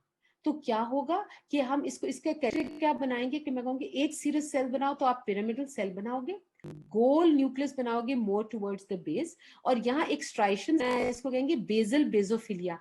ये क्या मतलब है बेसल बेजोफिलिया का? मतलब है बेटा कि इधर क्योंकि रफ एंडोप्लाज्मिक पड़ा हुआ था, रफ एंडोप्लाज्मिक का मतलब है कि राइबोसोम्स यानी कि आरएनएस पड़े हुए, तो आरएनए राइबो न्यूक्लिक एसिड है उसके अंदर है, तो एसिड है तो बेस की बेसिक डाई लेगा। तो जब वो बेसिक डाई लेगा and it is concentrated towards the base, so you will draw a bluish hue lines डालोगे और कहोगे ये जी अगर सीरस है तो एक आपने सेल बनाया, इसको सारे को लाइट पिंक किया, ब्लू कलर का न्यूक्लियस बनाया, और ऐसे लाइनें डालोगे और कहोगे जी ये है बेसल बेजोफिलिया। हम पूछेंगे भी क्यों डाला है? आप कहोगे क्योंकि यह रफ एंडोप्लाज्मिक है और इसमें आरएनए था, और वो जो राइबोन्यूक्लिक एसिड था, और राइबोन्यूक्लिक एसिड था तो उसने बेसिक डाई लिया, तो इसकी वजह से ये क्यों ब्लू था? क्योंकि डीएनए था जो क्या था, डीऑक्सी राइबोन्यूक्लिक एसिड था, और उसने बेसिक डाई ली, इसीलिए न्यूक्लियस ब्लू होता है। और ये नीचे भी अगर आप प्रोटीन बना लो ये भी ब्लू होगा। अब टॉप के ऊपर आपने दाने दाने दाने दाने बनाने हैं, किसके? इओसिनोफिलिक, और इसको कहोगे जाइमुज ग्रैन्यूल्स। ये क्या है बेटा? आई एम सो सॉरी, ये क्यों है ऐसे? क्योंकि ये बेसिक इन नेचर थे। ये जो प्रोटीन्स इसने बना ली, सीरस प्रोटीन्स बनाई, तो ये सीरस प्रोटीन्स है वो यहाँ आके कॉन्सेंट्रेट की। तो जब ये यहाँ कॉन्सेंट्रेट की तो बेटा ये क्या है कि इन्होंने एसिड स्टेन ले लिया। एसिड स्टेन यहाँ जो पड़ा हुआ है बेटा, that is basically the zymogen granule are the vacuoles which are acidophilic. Why? Because the protein which they formed was basic in nature, so it took a acid stain with them. So you put a pink, dark pink spots here, these are known as the acidophilic, ये आपकी secretions हैं, और ये आपकी ribonucleic acid है, ये nucleus है। अब ये देखो इस सेल का ये सेलुलर है, ये बेसल लेमिना, इस लेमिना में ये तुम देख रहे हो ये सेल एक और भी नजर आ रहा है। These are the myoepithelial cells, octopus की तरह यहाँ पड़े हुए, और ये डक्ट्स में भी होते हैं। और ये देखो ये डक्ट है। अब ये जो सिक्रीशन है, ये देखो मायोएपिथेलियल सेल। अच्छा अब क्या है? ये प्योर सीरस एसिनाई है, ये प्योर क्या है? ये म्यूक्स है। अगर म्यूकस और सीरस दोनों इकट्ठे हो, यानी कि अगर म्यूकस एक ऐसा एसिनाई हो कि जिसमें म्यूकस भी है और आपका सीरस भी साथ हो, तो जब हम उसको स्टेन करते हैं, हाइड्रेट करते हैं, डिहाइड्रेट करते हैं, तो ये फूल जाता है। और जब ये फूल जाता है, कौन सा? म्यूकस लेके फूल जाती है, तो वो सीरस बाहर निकाल देती है और क्या बना देती है? डेमिलुइन बना देती है। यानी कि एक मून लाइक चीज को बाहर बना देगी, और आप एक म्यूकस एसिनाई बनाएंगे और यहाँ पर एक ऐसी एक मून लाइक चीज बनाओगे, और उसके अंदर आप बनाओगे pyramidal cells which are serous in nature, ऐसे बनाओगे और कहोगे भी ये क्या चीज है, कि ये डेमिलुइन है। तो ये जो हमने डेमिलुइन है ये आर्टिफैक्ट है, it is form not because God created like that, but we see it under the microscope because of our hydration and dehydration of a mucus cells. Okay, अगर मैं आपसे कहूं एक म्यूकस सिक्रीटिंग सेल करो, तो आप एक ये वाला सेल बनाओगे, ये इतना। अगर मैं कहूं एक सीरस बनाओ, तो आप ये एक सीरस बनाओगे, ठीक है। अब मैं कहूंगी सीरस एसिनाई बनाओ, तो फिर तुम एक गोल लाइन बना लोगे, उसके अंदर पिरामिडल सेल्स डालोगे, ठीक है। फिर उसके अंदर आप एक लाइन इनके ऊपर डाल देना और उसको कहना कि लो ये बेजल बेजोफिलिया लगती है, या ऐसे ऐसे भी कर सकते, ब्लू ब्लू ब्लू, ये भी ब्लू, और फिर यहाँ पिंक से अपनी डाल देना, और फिर आप बेजल लेमिना डालना, और उसके साइड पर ना यहाँ पर बेजल लेमिना और इसके दरमियान में छोटी सी सेल्स के अंदर डाल देना, which is a myoepithelial cell. This is one serous acini. Now you draw a mucus acini. You draw a line, put a things here like this, ऐसे pyramidal cells। तो यहाँ आपने न्यूक्लियस स्क्वीज करके डालना है बेटा, और फिर आप बाहर में क्या डाल दिया, you are going to put up a mucus, आपकी आपकी लाइन आ गई बेजल लेमिना की। और मैं कहूँ मिक्स्ड एसिनाई बनाओ, तो फिर आप इस तरह बनाओगे कि गोल बनाओगे, एक ये जैसे गोल है, और इधर एक डेमिन बना देना और उसको ऐसे फिल कर देना, ठीक हो गया। अब ये डक्ट्स हैं जो एसिनाई से निकलती हैं, पहली डक्ट उसका सबसे छोटा डायमीटर होगा, और वो उसके जाहिर डायमीटर इतना छोटा, तो कोलमनर सेल्स तो नहीं डालोगे, तो लो क्यूबॉइडल आप डालोगे इसमें, काटो तो ये बनेगा, सबसे छोटी डायमीटर वाली ये है, जिसके जैसे समझ लो कि ये आपकी बॉटल है जिसमें जूस बन रहा है, ये आपकी बॉटल है, और ये आपने स्ट्रॉ डाला है, तो बारीक सा स्ट्रॉ जो बना है उसकी डायमीटर बहुत छोटी है, तो उसकी लाइनिंग में आप लो क्यूबॉइडल डालोगे, ये उसके इसका बेजल लेमिना बना, तो this is N intercalated duct. उससे आगे चौड़ी हो गई, जब चौड़ी हुई तो आपके सेल्स भी चौड़े हो गए, तो ये बनेंगे, ये दे will be little taller columnar, या कोलमनर हो जाएंगे, ठीक है। सो ये दोनों डक्ट जो है ये एक लॉब्यूल के अंदर मड़ी हुई है, तो हम इनको क्या कहेंगे, इंट्रा लॉब्यूलर डक्ट बताओ, तो वो आप ये बताओगे striated and this what would they do, they will modify the secretion which is, अगर ज्यादा डिहाइड्रेशन हो रही है तो उसका पानी निकाल देंगे और बड़ा ही थिक लगाएंगे, थिक आपकी सिक्रीशन निकलेगी, वरना अगर हाइड्रेशन ठीक है तो आराम से निकल आएगी, ठीक है। So these are the two, और ये तभी देखो ये यहाँ पर आपको स्ट्राइक नजर आए क्योंकि माइट्रोकॉन्ड्रिया है इसमें, ये आयन ट्रांसपोर्टिंग सेल्स है। कौन सा था, सीरस या प्रोटीन सिक्रीटिंग, ये mucus secreting cell. Striated ducts क्या है, these are ion transporting cells है, इसलिए इनका बेजल बेजल फोल्डिंग होती है और ढेर सारी mitochondria, so it's darkly eosinophilic, ठीक हो गया। I hope I made it clear to you, ठीक है। अब आ जाते हैं classification, will hurry with that, I have half an hour with you, so I take a little break, हम इसके अंदर सिर्फ 1 मिनट की मैं आपको या 2 मिनट की ब्रेक देती हूँ, ठीक है।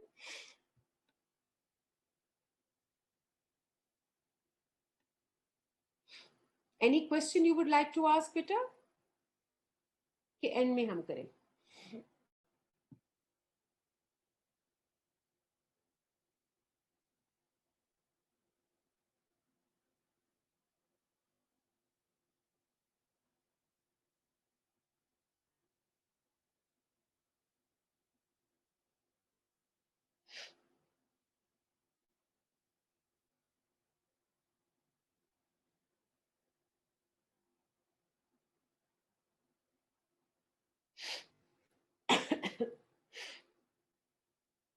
जी फाइन, अब आ जाती है जी एक्सोक्राइनल ग्लैंड्स क्या होते हैं, ग्लैंड क्या होता है, आपने क्लासिफाई करना है, आपने कहना है it is an organ, it is a solid organ. सबसे पहले सॉर्टिंग होती है, कोई लफ्ज हिस्टोलॉजी में पूछा जाए आपने पहले से सॉर्ट आउट करना है, इज इट अ ग्लैंड और अ टिश्यू। लो भी अगर तो स्मूथ मसल की बात होती थी, कोई अगर बोन की बात हो रही थी या एपिथेलियम की बात होती थी, टिश्यू, उसके लिए आपकी विंडोज क्या खुलेंगी, what is how it is made, cell and extra cellular. मगर हमने कहा है यहाँ है क्या है, ग्लैंड है, और जो ग्लैंड है हमने कहा था it's a combination of what it has an epithelium and a connective tissue too, so it's an organ. किस तरह का ऑर्गन है, Normally all endocrine glands are 99% are all solid organs. लेकिन exocrine can exist in the form of an independent exocrine glands, in the form of a solid organ भी, और hollow organ में भी exist करते हैं. तो यहाँ जो हम आपको पढ़ा रहे हैं, मैं दोनों पढ़ाऊंगी एक्सोक्राइनल ग्लैंड की. आपको एंडोक्राइन को मैं टच नहीं करूंगी. आज का जो डिटेल होगा दैट इज ओनली एक्सोक्राइनल. तो एक्सोक्राइनल की मैं दोनों चीजें साथ साथ बताऊंगी. इंडिपेंडेंट था वो किस तरह, उसकी हिस्टोलॉजी क्या होगी, stroma and parenchyma. Stroma is a connective tissue. Parenchyma is the functional cell. ठीक है. So functional cells, exocrinal independent है तो it will have ductal system and acinar system. और अगर endocrine है तो वो किस तरह पड़े होंगे, या in the form of a clusters, follicles, columns, या क्या होंगे बेटे आपके columns में, या clusters या clumps फॉर्म में, और इर्द गिर्द उनका कनेक्टिव टिश्यू के सिन्यूसॉइड्स होगा. वो हम नहीं खा रहे, लेकिन हम आज कर रहे हैं इंडिपेंडेंट भी और आपके इंडिपेंडेंट और part of the hollow organ भी वो रहेंगे. तो हम ये मैं दोनों साथ साथ बता रही हूँ. इनका ओरिजिन कहाँ से, इज फ्रॉम द एपिथेलियम. ठीक है.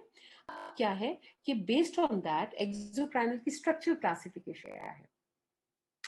वो कहता है कि एक अगर सिंगल सेल है तो वो भी एक्सोक्राइनल ग्लैंड है. एंडोक्राइन की तरफ में मैं एक्सो की कर रही हूँ. एक्सो जो है वो किस तरह रह सकता है, एक अकेला भी ग्लैंड होता है, जैसे कि वो है गॉबलेट सेल. ये देखो है आपकी जीआईटी के अंदर कोलमनर सेल्स डाले और बीच में एक गॉबलेट की तरह आपने एक सेल डाल दिया, और ये जो सेल है ये डायरेक्टली इसको डक्ट की जरूरत नहीं है, सीधा ये क्या किसमें करेगा, ल्यूमेन में डाल देगा. तो this is an independent cell. ये भी सालर भी म्यूसिन कर सकता है, मगर ये और काम भी कर रहा है, एब्जॉर्प्शन सिक्रीशन. ये और कुछ नहीं कर रहा, ये सिर्फ सिक्रीशन करता है, सिर्फ म्यूसिन कर रहा है. लेकिन ये कोलमनर भी म्यूसिन बना रहा है, लेकिन इसके साथ एब्जॉर्प्शन भी कर रहा है, सिक्रीशन भी कर रहा है. So it's not a pure gland. ठीक है. और इसको करने के लिए कहीं ना कहीं उसको आपकी सिक्रीशन के लिए एक और तरीका करना है. This is known as a unicellular gland which is a goblet cell. अब क्या है कि ये ऊपर बड़े बड़े वैक्यूल्स होंगे और न्यूक्लियस यहाँ होगा. ठीक है. और this is known as the goblet cell which is a unicellular. Multicellular is like this, यानी कि ये एपिथेलियम से निकला और इसने ये ऐसे बनाया.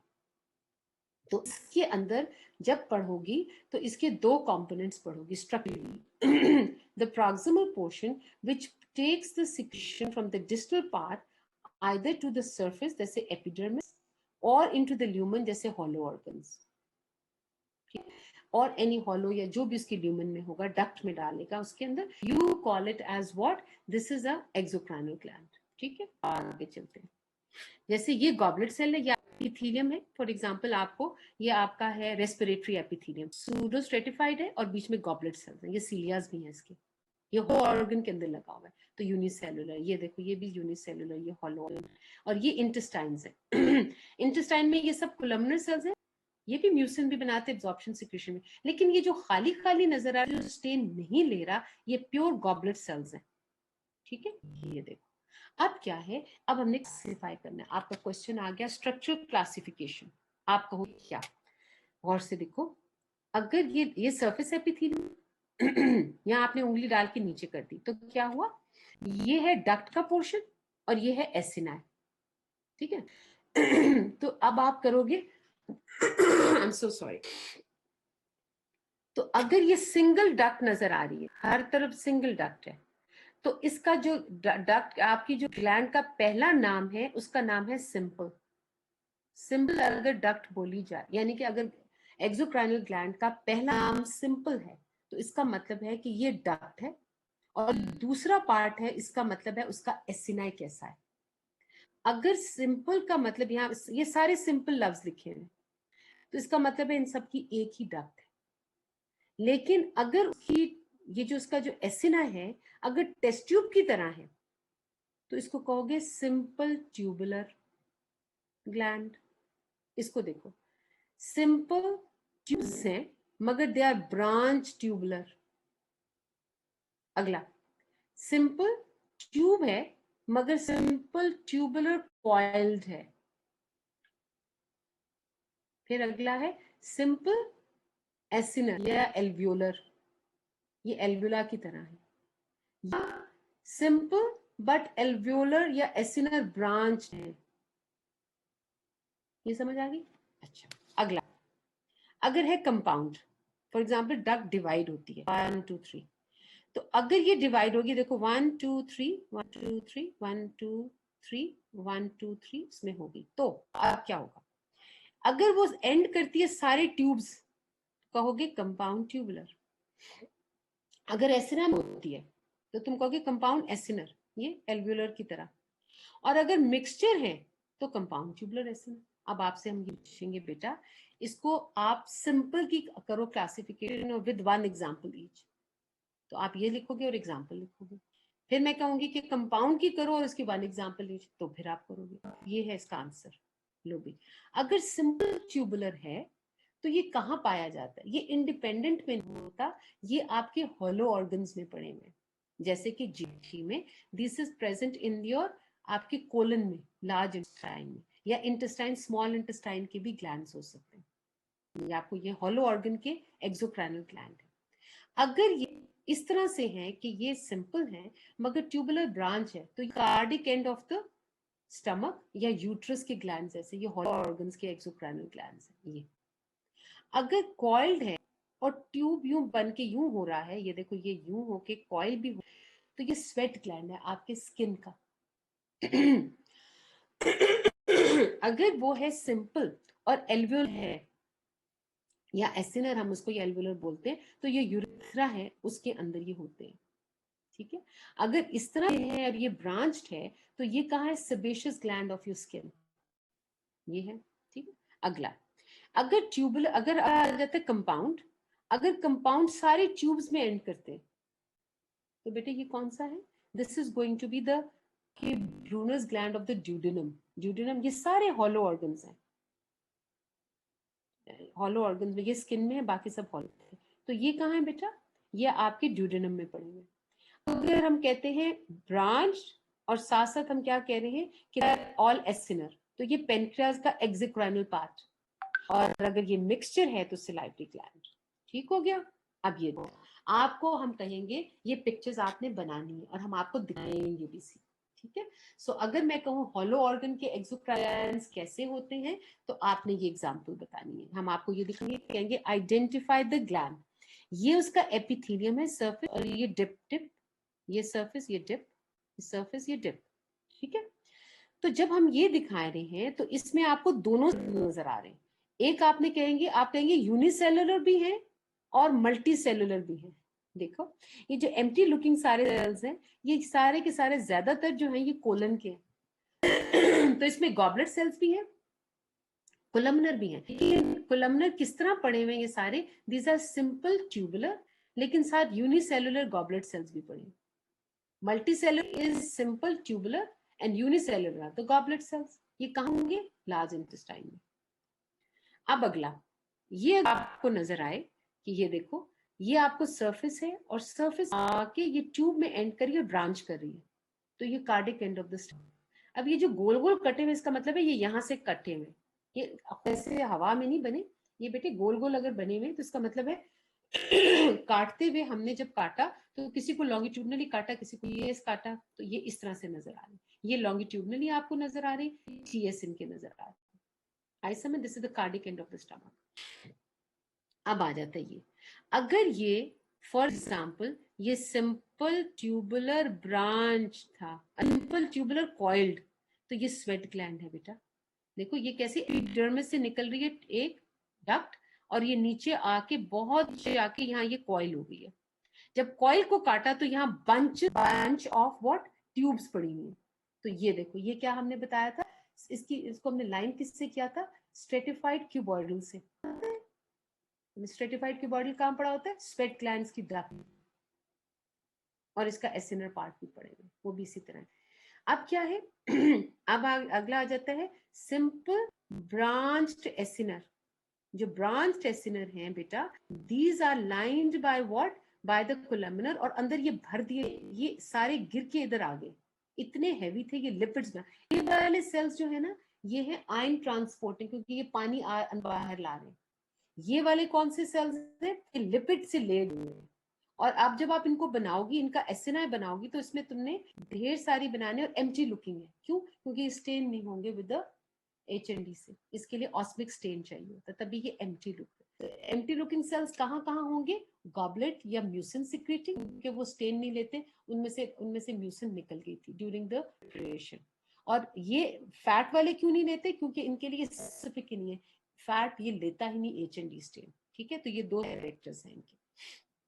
अब आ जाते हैं मैकेनिज्म ऑफ एक्शन। ये जब एसिना यानी कि ये ट्यूब थी और ये एसिना था, तो all type of secretion, no matter it is a serous, no matter is a mucin, या it is a type of ion, यानी कि जैसे इंटेस्टाइन्स में और किडनी में पानी आ जा रहा होता है, या स्वेट ग्लैंड्स में आ जा रहा होता है, उसके साथ इलेक्ट्रोलाइट्स मूव कर रहे होते हैं, एक्टिव भी होता है डिफ्यूजन, और आपकी पैसिव भी हो रहे थे, उनको ट्रांसपोर्टिंग सेल्स कहते हैं।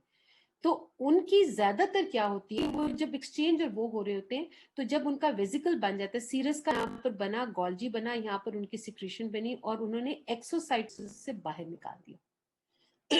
म्यूसिन भी बाहर निकालते हैं अपना प्लग एक्सोसाइटोसिस से। आयन ट्रांसपोर्टिंग जो सेल्स होते हैं वो भी कुछ हद तक इसी तरह निकाल देते हैं। तो इस प्रोसेस को कहते हैं एक्राइन या मीरोक्राइन ग्लैंड्स, जो अपनी सिक्रीशन बाय द प्रोसेस यानी कि बना के यहाँ हमने बनाया, रफ एंडोप्लाज्मिक बनाया, गोल्जी बनाया, वेसिकल बनाया, बाहर फेंक दिया, cytosis, nothing is lost, just the fluid, वो जो वेसिकल बना था। तो ये मीरोक्राइन है। और अगर जैसे मैंने आपको सेबेशियस का बनाया था, ये आपके सेल्स थे, आपने बनाए, और ये वक्त के साथ इन्होंने लिपिड बहुत ज्यादा इकट्ठा कर लिया। जब इकट्ठा किया तो ये इतने भारी हो गए, they couldn't contain themselves, they fell into the lumen, and that's why they're all filled up here. When they fell into this, ये देखो जैसे कि यहाँ पर होके गिरने वाला है, जब ये गिर जाता है तो यहाँ खला रह जाती है और फिर यहाँ एक नया बनेगा। तो जब वो यहाँ आता है, फिर यहाँ आके वो बर्स्ट करता है, बर्स्ट करके अपनी सिक्रीशन बाहर निकालता है। इसका सिक्रीशन ये बाहर नहीं गया, ये वहीं से खड़ा एक्सोसाइटोसिस से निकला है। ये बना, इतना बड़ा हुआ, बड़ा होके गिर गया, अपना बैलेंस कायम नहीं रख सका, गिर, और फिर यहाँ आके फट गया और फिर उसने सिक्रीशन निकाली। It's known as holocrine. अब जैसे कुछ स्वेट ग्लैंड्स और मेमोरी ग्लैंड जब अपना वो बना के निकालते हैं, जो मेमोरी ग्लैंड के जो सेल्स निकालते हैं, या खास किस्म के स्वेट ग्लैंड, आपकी बॉडी के सरफेस के जो स्वेट ग्लैंड्स है वो मीरोक्राइन के करते हैं, लेकिन sweat glands in the axilla, sweat glands in the genital areas of a male और अ फीमेल, उसकी जो स्वेट ग्लैंड्स हैं बेटा, वो क्या करते हैं, अपना जब वो वेजिकल बना के जब करने लगते हैं, तो वो क्या करते हैं कि व्हेन दे ड्रॉप आउट, यहाँ तो उन्होंने एक्सोसाइटोसिस से किया था, nothing loss from the cell surface, वो क्या करता है, वो देखो साथ अपना सेल मेम्ब्रेन भी एपिकल पोर्शन के साथ ही उसको दे देता है। ये देखो साथ ही जा रहा है इसके एपिकल पोर्शन ऑफ दिस, बाद में वो रीजनरेट कर लिया, लेकिन इसके साथ ही चला जाता है। जब वो निकल जाता है और साथ उसका एपिकल भी जाता है, अब यहाँ का जो फ्लोरा होता है एक्सिला का अंदर, हमारे वो होते हैं बैक्टीरिया जो हमारे साथ इसमें नॉर्मली रहते हैं, तो वो जो हमारा वो होता है, बैक्टीरिया होता है, वो इस पे एक्ट करता है और एक खास किस्म की स्टिंक्ट भी देता है, एक स्मेल छोड़ता है, and that is why your axillary region and your आपका जो genital areas होते हैं, they have a special smell also, ठीक। और या मेमोरी ग्लैंड, वो इतना भारी होता है, जैसे उसके लिपिड है, उसमें उसमें उसमें कार्बोहाइड्रेट्स भी हैं, प्रोटीन्स भी हैं, तो वो भी थ्रू दिस देता है। ठीक हो गया।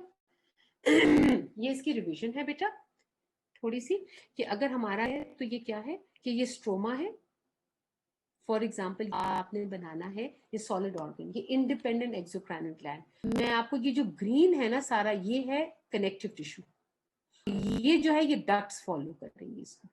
अगर ग्रीन ये सारा कनेक्टिव टिश्यू है तो दिस इज द स्ट्रोमा, ये कैप्सूल बनाता है। ये स्ट्रोमा जरा कम लेस हो जाता है तो वो आपका सेप्टास बनाता है, और इसको कहेंगे ये कैप्सूल, इसको कहेंगे इंटरलोबार सेप्टास। फिर इंटरलोबार से यहां से एक निकलेगा तो इंटरलोब्युलर बनाएगा, और फिर इधर यहाँ ये दिखाया, यहाँ ग्रीन कलर का एक नेट बनेगा जिसको हम कहेंगे सपोर्टिंग टिश्यू। तो स्ट्रोमा क्या बनाएगा, capsule, then it will form a septas which are known as interlobar, then they will form interlobular, and a net, और फिर यहाँ ये नेट नहीं बनाया, ये सारा नेट होगा। अब डक्ट्स आएंगे, डक्ट्स जब आएंगे तो एक्सक्रीटरी डक्ट ने इसी को पैटर्न को फॉलो किया, कैप्सूल से एंटर हुई, इंटरलोबार डक्ट होगी बीसी, तो इसका डायमीटर बड़ा होगा तो इसका कनेक्टिव टिश्यू भी, इसका जो इथीलियम होगा ये भी बड़ा होगा, स्ट्रेटिफाइड होगा। यहाँ वाले में इंटरलोबर में क्या होगा, फिर उसके बाद क्या बनाएगा, सेप्टास, ये इंटरलोबर होगा और ये एक्सक्रीटरी डक्ट होगी। तो यहाँ पर होगा स्ट्रेटिफाइड, ये भी स्ट्रेटिफाइड, ये इंटरलोबार, ये सारा इंटरलोबार है। उसके बाद क्या बनाएगा, इंटरलोब्युलर डक्ट्स बनाएगा, ठीक है, और वो उसका डायमीटर कम है तो उसकी सिंपल या सूडो स्ट्रेटिफाइड होंगे। उसके बाद फिर ये इनको भी देगा, ये इंट्रालोब्युलर है, कौन सी, ये स्ट्राइटेड, और ये लगा हुआ है ये इंटरकलेटेड, जहां अंगूर लगा हुआ है, अंगूर के साथ ये इसके साथ टहनी है, ये सेंटर की स्ट्राइटेड, और ये कौन सी डक्ट्स होंगी, ये डक्ट्स होंगी intralobular, which will be the intercalate and striated, and this is interlobular duct, and this will be the intralobar duct, and then the excretory बाहर निकल आएगा, ठीक है बेटा। So this is how your things are. और अगर ये lymphatic होता तो ये डक्ट निकाल दो, ये स्ट्रोमा ऐसा ही होता, और यहाँ पर पड़े लिम्फेटिक नोड्यूल्स, सिंपल, ठीक है। एंडोक्राइन होता, सिस्टम ना होता, यहाँ क्लस्टर्स, क्लम्स, या जो मैंने आपको क्यूबॉइडल का दिखाया था टेरेट की, वो नेटवर्क इसके अंदर उलझा होते, नेट जरूर डाला, उसको कहते हैं सपोर्टिंग टिश्यू।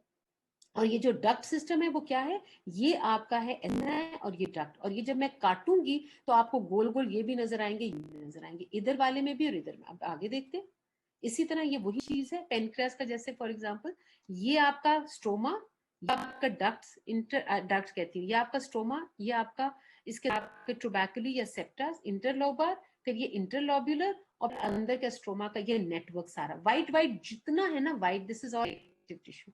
और ये जो ये है ये डक्ट्स नजर आ रही है, अगर यहाँ दी हुई है तो जैसे सेप्टा का नाम वैसे डक्ट का नाम, और अंदर जाएंगे जी इंट्रालोब्युलर डक्ट का नाम बताओ, तो आप क्या बताओगे, आपको स्ट्राइटेड एंड इंटरकलेटेड है। और हर एक में ढूंढना है, जब आप ढूंढोगे कि इसमें क्या सब कुछ है या कुछ कमी पेशी है। ये वही अंगूर की तरह मैंने फिर से दिखा दिया, और ये देखो ये अब आपको एसिनाई नजर आ रही है, ये एक एक एसिनाई नजर आ रही है, और ये डक्ट है देखो, क्योंकि ये आयन ट्रांसपोर्टिंग थी तो ये हाईली एसिडोफिलिक होगी बिकॉज ऑफ द माइटोकॉन्ड्रिया।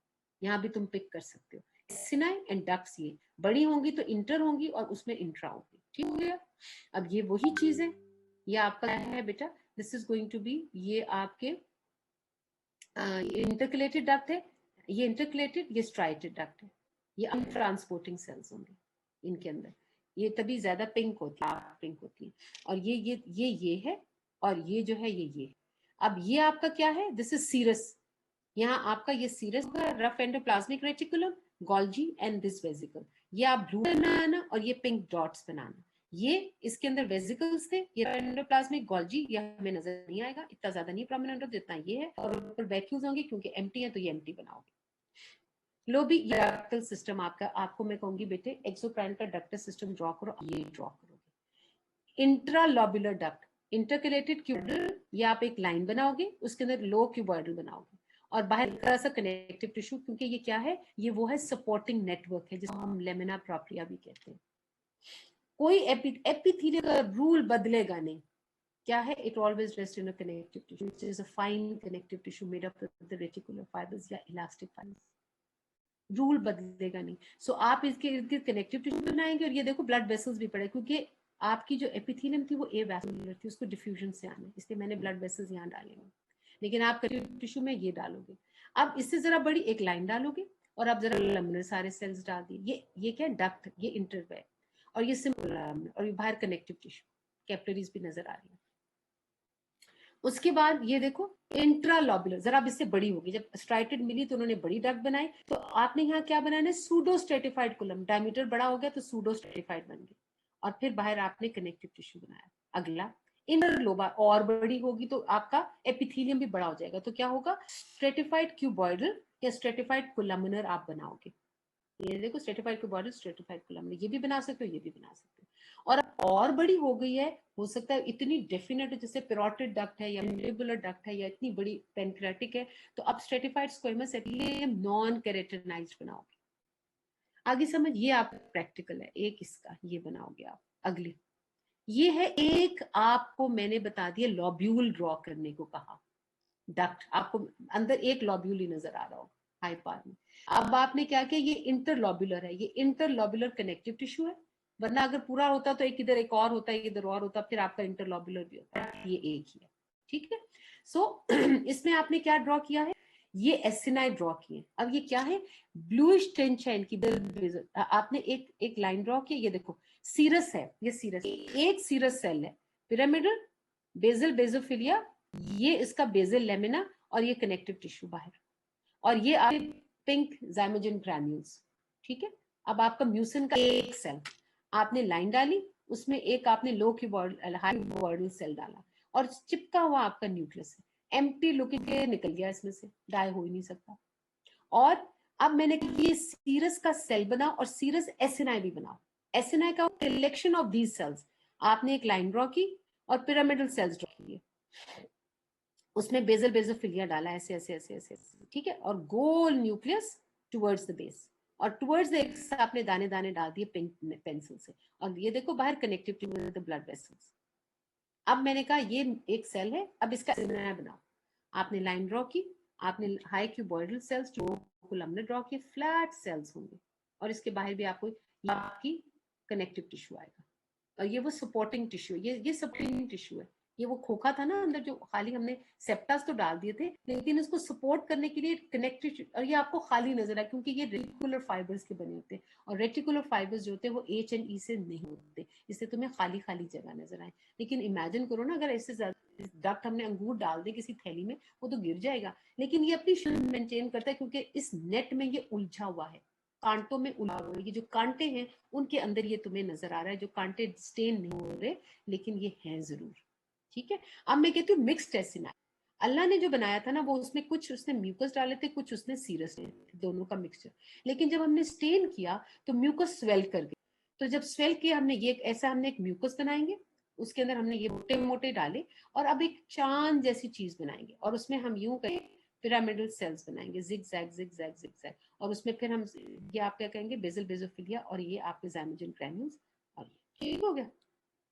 ये अब तुम्हें अंडर द माइक्रोस्कोप हम तुम्हें एक दिखाएंगे, सब मैंडिबुलर ग्लैंड। ठीक, सो अब क्या वो सिक्रीट कर सकते हैं, exocrine can secrete serum which is more protein, जो कि एंजाइम्स 100%, या हार्मोन्स के प्रोटीन इन नेचर हो सकते हैं, ये भी इनकी भी शक्ल कुछ ऐसी ही। फिर हम कहेंगे म्यूसिन सिक्रीटिंग, म्यूसिन का क्या होगा, जैसे हम कहते हैं कि उनके भी कैसे ऐसे ना होंगे, ये इसी तरह होंगे कि एम्प्टी लुकिंग होंगे। अब मैं तुम्हें दिखाना चाहती हूँ कि ये कुछ ऐसे भी होंगे जो कहेंगे सेबेशियस भी होंगे, वो हम आगे दिखाएंगे। अब अगर मैं तुम्हें यहाँ चीज यहाँ दिखाऊं, इसमें सारे सीरस ही सीरस नजर आ रहे हैं, और डक्ट सिस्टम नजर आ रहा है, ये इंटरलॉब्यूलर डक्ट है, और ये क्या है, ये इंट्रालॉब्यूलर डक्ट है, ये एक लॉब्यूल के अंदर रखते हैं, इंटरकलेटेड, और ये जो जरा बड़ी है वो स्ट्राइटेड है, और ये सीरस लेना है, तो ये आपका जैसे प्योर ग्लैंड है जिसमें सिर्फ सेल्स ही नजर आ रहे हैं, और ये डक्टल, बहुत अच्छा डक्टल सिस्टम नजर आ रहा है, और ये कनेक्टिव टिश्यू है जो सपोर्टिंग टिश्यू है। ठीक है, ये एक लॉब्यूल हमने दिखाया, एक लॉब्यूल ये, एक लॉब्यूल ये लॉब्यूल, और ये पूरा का पूरा ये एक लोब भी है। ठीक है, समझ आ गया। अब आपसे एक और क्वेश्चन किया जाएगा, आपसे ये क्वेश्चन किया जाएगा, ठहरो भूल तो नहीं, अच्छा उसके अलावा, हाँ उसके अलावा बेटे आपसे क्वेश्चन किया जाएगा epithelial cells. Now go back to epithelium. मैंने कहा था एपिथेलियम इज अ व्हाट, ये एक ऐसा है चीज जो कि आपका एक बेसिक टिश्यू है, क्या बनाता है, दो तरह के, लाइन एंड ग्लैंडुलर। हमने कहा नाउ स्ट्रक्चरली बताओ एपिथेलियम कितने टाइप के होते हैं, स्ट्रक्चरली एपिथेलियल सेल्स कितने टाइप के होंगे। Basically they are three types, they are squamous, cuboidal and columnar. How are they further placed? They are placed in two form. Either they are in single row, you call them as a simple, मगर तीनों का नाम लोगे, या आप होगे stratified, they are more than two, तो more than one, तो you call them stratified. Again squamous, और वो और आपके तीन टाइप, मगर उसके इन बिटवीन सूडो स्ट्रेटिफाइड या ट्रांजिशनल एपिथेलियम भी होता है। ऐसे ही है ना, ये है स्ट्रक्चरल क्लासिफिकेशन। मैं कहती हूँ कि नो मैटर ये सिंपल है, कंपाउंड है, जो मर्जी है, बताओ फंक्शनल क्या क्या सिक्रीट करते हैं, जो हमने फंक्शंस बताए थे, एब्जॉर्प्शन करते हैं, सिक्रीशन करते हैं, लुब्रिकेशन करते हैं, उसके अलावा मायो एपिथेलियल सेल्स होते हैं, न्यूरो एपिथेलियल सेल्स भी होते हैं, ये सब किस्म के सेल्स हो सकते हैं, और सीरस करेंगे, म्यूकस करेंगे, लिपिड्स करेंगे, आयन ट्रांसपोर्टिंग करेंगे। लो भी ये आपने याद रखना है। फंक्शनल टाइप ऑफ सेल्स कितने हैं? सिक्रीटिंग, क्या सिक्रीट करते हैं? पानी का आना जाना, जैसे इंटेस्टाइन और किडनी सेल्स, जिसके अंदर माइट्रोकॉन्ड्रिया होगा और वो डार्क स्टेन देंगे सिनोफिलिक, जैसे मैंने भी तुम्हें डक्ट्स भी दिखाई थी। प्रोटीन सीरस सेल्स, जैसे मैंने भी सीरस दिखाया था। फिर मैंने स्टीरॉइड, जैसे स्टीरॉइड होगा वो क्या होगा, उसके फैट सेल्स होंगे, मैं भी आगे जिसमें माइट्रोकॉन्ड्रिया, स्मूथ एंडोप्लाज्मिक और माइट्रोकॉन्ड्रिया होगा, और बड़े बड़े फैट होंगे और एम्प्टी लुकिंग होंगे, ठीक है। उसके बाद और आपका कुछ नहीं होगा। म्यूसिन सिक्रीटिंग क्या था कि रफ एंडोप्लाज्मिक गोल्जी है, लेकिन नजर वो कुछ नहीं आता, और ऊपर क्या है, एम्प्टी लुकिंग, क्योंकि बड़े बड़े वैक्यूल्स थे, जब हमने उनको हाइड्रेट एंड डिहाइड्रेट किया उसमें से वो निकला, तो क्या बना बेटा, दे नाउ लुक एम्प्टी। और उसके बाद डिफ्यूज एंडोक्राइन के एक्सोक्राइन के बेस की तरफ या कहीं भी एक छोटे से सेल्स पड़े होते हैं, जिनका मुंह ल्यूमन में नहीं खुलता बल्कि एक्स्ट्रा सेलुलर में खुलता है, जो बाहर ब्लड वेसल्स पड़े होते हैं, जैसे गैस्ट्रिन का मैंने बताया था, वो भी मैं दिखाऊंगी। और एपिथेलियल सेल्स में क्या कुछ पड़ा होता है, एक होता है मायो एपिथेलियल सेल्स, मैंने भी आपको दिखाया, या special receptor cells epithelium which lines your, आपके टेस्ट बड्स, आपकी टंग, ऑल्फैक्टरी वो जगह, ऑल्फैक्टरी एपिथेलियम, या आपकी आई का रेटिना, या आपकी ईयर का मैक्युला, और जो वेस्टिबुलर की जो एपिथेलियम होता है, उसके अंदर एपिथेलियल सेल्स के अंदर मॉडिफाइड न्यूरॉन्स पड़े होते हैं, तो कहते हैं न्यूरो एपिथेलियल सेल्स। और पिनोसाइटोसिस वो जो कैपिलरीज हैं, वो कुछ डिफ्यूजन वगैरह उनका खास किस्म का होता है, और वो क्या करती है, वेजिकल आता है, टच करता है, दूसरी ऑपोजिट साइड से चला जाता है, कोई एक्शन नहीं करती, वो भी एक पिनोसाइटोटिक खास किस्म की एपिथेलियल सेल है। तो ये सिक्रीटिंग वेराइटीज है, और ये उसकी अदर वेराइटीज है। तो टोटली कितने में, 5 और 3 8 किस्म के सेल्स हैं जो कि एपिथेलियम में एग्जिस्ट करते हैं। लो भी फटाफट मैं दिखा रही हूँ तुम्हें, ये आपको बेटे मिलेगा एग्जाम्पल, कि ये अगर मैं आपसे ये पूछूंगी, ये बेटे आपके उसमें है, अल्लाह भला करे, ये जेंक्वेरा में नहीं, ठीक है। तो ये आपने याद रखना है कि प्रोटीन सिक्रीटिंग सेल होंगे जो सीरस है, उनका स्ट्रक्चर क्या है, रफ एंडोप्लाज्मिक बेस की तरह, एपिकल में उनका सिक्रीटरी होंगे, और they are acidophilic. Function secretion pancreas या पेरोटिड में होगा। या स्टीरॉइड है तो लार्ज पोलिगेमस सेल्स होंगे, और इनके अंदर दे आर लाइट या एम्प्टी लुकिंग सेल्स होंगे, this smooth and mitochondria, steroid hormones इनका है। ये या सेबेशियस एक्सोक्राइनल में सेबेशियस हो सकता है, adrenal, testis and sebaceous gland. Transporting cells कहाँ होंगे, उनका स्ट्रक्चर क्या होगा कि बॉडी टू कोलमनर होंगे, माइक्रोविलाई होते हैं, क्योंकि यहाँ पर क्या हो रहा है, आपका एक्सचेंज हो रहा है, एब्जॉर्प्शन सिक्रीशन, तो माइक्रोविलाई भी है, और इतने ज्यादा होते हैं कि उनके एक सरफेस बढ़ जाती है, तो उसके साइड्स के हमको कहते हैं लैटराइकेशंस भी होंगी, और जब पानी इतना एपिकल से आ रहा है, लैटरल अपने आप को रफल्स डालेगा, और अपनी बेस में भी रफल डालेगा, ताकि वो फट ना जाए। पानी अगर वहां से अगर 1 लीटर आया था, साइड अगर उसकी फैली नहीं और उसने भी रफल्स ना बनाया, बेस ने रफल्स ना बनाया, तो फट जाएगा। तो इसलिए हम क्या कहते हैं कि it will also have this lateral plication and basal striations भी होंगी, and it will be rich because of acidity, because mitochondria base में बहुत ज्यादा होगा। एब्जॉर्प्शन सिक्रीशन रहेगा, proximal renal tubules and intestines. और ग्लाइकोप्रोटीन म्यूसिन वाले, वो कहा उनके अंदर क्या होगा, रफ एंडोप्लाज्मिक, एपिकल में म्यूसिन के बड़े बड़े पड़े होंगे, एम्प्टी लुकिंग होंगे, न्यूक्लियस के अंदर push towards the base and rich in iron and Golgi. Secretion and lubrication के लिए होता है। Goblet cells of the respiratory, intestinal and genital tract, goblet cell. Pinocytosis, flat tapering cells, centrally placed nucleus, organelles बहुत कम उसके side पर होंगी, absorption and diffusion of the capillaries, endothelial cells. Myoepithelius, modified epithelial cells, microfilament उनमें बहुत होते हैं, resting between the basal circle of the cell and the basal lamina, which contract and expels the lumen, and this is ducts and acini of the exocrine। ये देखो, ये serous है, ये serous acini का, सीरस का ये है rough endoplasmic Golgi, and ये, और यहाँ एसिनाई में देखो ये डक्ट पड़ी हुई है, और ये एक एसिनाई पड़ा हुआ है, ये एक एसिनाई है जिसके अंदर basal, basophilia and zymogen granules। अगला देखो, यहाँ पर ये सारा का सारे सीरस हैं, ये डक्ट पड़ी है, ये सीरस हैं, ये ग्रैन्यूल्स हैं इसके। ये mucin, pure form is the goblet, और अगर एसिनाई में पड़ा हुआ है तो इस तरह है, nucleus towards the periphery and empty looking, लेकिन ग्रैनुलेटेड अपीयरेंस, और ये डक्ट पड़ी हुई है, आयन ट्रांसपोर्टिंग। ठीक है, अगला सब में देखो, अगर तुम्हें ऐसा एम्प्टी से एसिनाई नजर आए, इसका मतलब ये डक्ट है, और ये माइट्रोकॉन्ड्रिया वाली, और ये जो सिलेवरी ग्लैंड सबलिंगुअल है जिसमें सारे के सारे म्यूसिन सिक्रीटिंग है, तो ये एम्प्टी लुकिंग आप तुम्हें नजर आ रही है सारे सेल्स। और ये सब मेंजर है बेटा, ये मैं तुम्हें कहूंगी बनाना है, आप लोगों ने ये बनाना होगा। तो इसमें क्या है, सीरस है, ये इसमें से म्यूकस है, और ये इसके अंदर डेमिलुइंस के साथ स्ट्रेसिनाए पड़ेंगे। ठीक है, अगला देखो, ये आयन ट्रांसपोर्टिंग सेल्स हैं, इसके अंदर माइक्रोविलाई भी होते हैं, और यहाँ पर लेटरल प्लाइकिंग फोल्ड्स भी डालो, और बेजल भी फोल्डिंग है, और ढेर सारी माइट्रोक्रिया। ये देखो, जैसे प्रॉक्सिमल कॉन्वोलेटेड ट्यूब्यूल्स होते हैं ना, they are highly acidophilic because of mitochondria and they have this character. ये स्टीरॉइड के साथ smooth endoplasmic reticulum mitochondria and भरा हुआ इसमें सारा, और साथ क्या है, बड़े बड़े वैक्यूल्स हैं, तो ये स्टेन नहीं होते, तो ऐसी शक्ल इनकी आती, दे आर क्यूबॉइडल सेल्स। और ये देखो, ये आपके एड्रिनल ग्लैंड हैं, इसको स्पॉन्जियोसाइट्स भी कहते हैं, या एम्प्टी लुकिंग सेल। ये सेल्शियस एक्सोक्राइनल ग्लैंड भी लिपिड कर सकता है, ये देखो खाली खाली है। ये पिनोसाइटोसिस, ये एक कैपिलरी का एंडोथेलियल आपने नहीं बनाया था एंडोथेलियम, ये अब उसने ना कुछ सिक्रीट किया ना उसने एब्जॉर्ब किया, बस उसने क्या किया, एक्सचेंज किया, यहाँ से आया उसको, कोई भी उसने एक्सचेंज कर रहा है, यहाँ से एंडोसाइटोसिस हुआ, पिनोसाइटोटिक वेसिकल बना, और दूसरे एंड से निकल गया, तो ये भी खास किस्म का सेल है बेटा, एंडोथेलियम। मायोएपिथेलियल सेल, ये आप एक एसिना है, इसके अंदर एक ये सेल पड़ा हुआ है, एक ये सेल पड़ा है, इसका और ये इसका बेसल लेमिना, इन दोनों के दरमियान में ये सेल है जो ऑक्टोपस के एसिना के इर्द गिर्द फैला हुआ है। और ये न्यूरो एपिथेलियम है। फॉर एग्जांपल ऑल्फैक्टरी एपिथेलियम का ये देखो बेटा, ये एपिथेलियल सेल्स हैं, और ये मॉडिफाइड, ये डेंड्राइट्स हैं, और ये इसके एक्सॉन्स हैं, और ये मिलके, तो इस एपिथेलियम क्या कहोगे, न्यूरो एपिथेलियम। ये डिफ्यूज है कि ये एक एक्सोक्राइनल ग्लैंड में ये सारे पड़े हुए हैं आपके सेल्स, और ये आपका है ईएम, ये इसको कहते हैं एंटेरो एंडोक्राइनल सेल्स। ये ऐसा है कि ये ल्यूमन की तरफ नहीं, बल्कि ये इसकी तरफ खुल रहा है, यहाँ ब्लड वेसल्स पड़े हुए, बाकी सब अंदर खुल रहे हैं।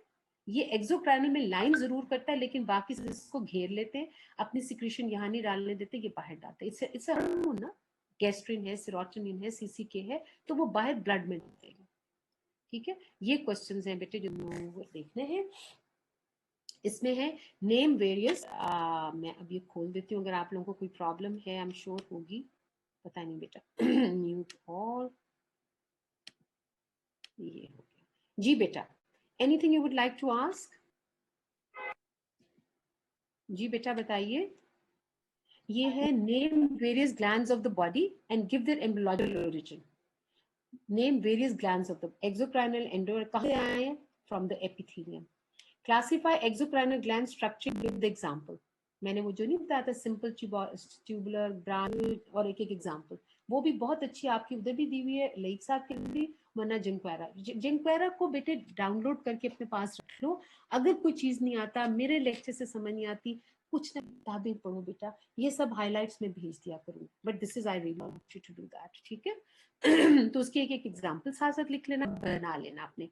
Enumerate hollow looking cells of glands with reasons. Enumerate करो कौन से हैं, फैट वाले सेल्स, और दूसरा कौन से हैं, म्यूसिन सिक्रीटिंग सेल्स, ये दो नाम ले लिए। Give the organelles of the protein, lipid and mucus secreting cell. अगर प्रोटीन सिक्रीट करता है उसको सीरस कहते हैं, और उसकी ऑर्गेनेलीज क्या होंगी, endoplasmic, Golgi and zymogen granules. Lipid में क्या होगा, लिपिड के is going to be more smooth endoplasmic, mitochondria and big fat vacuoles.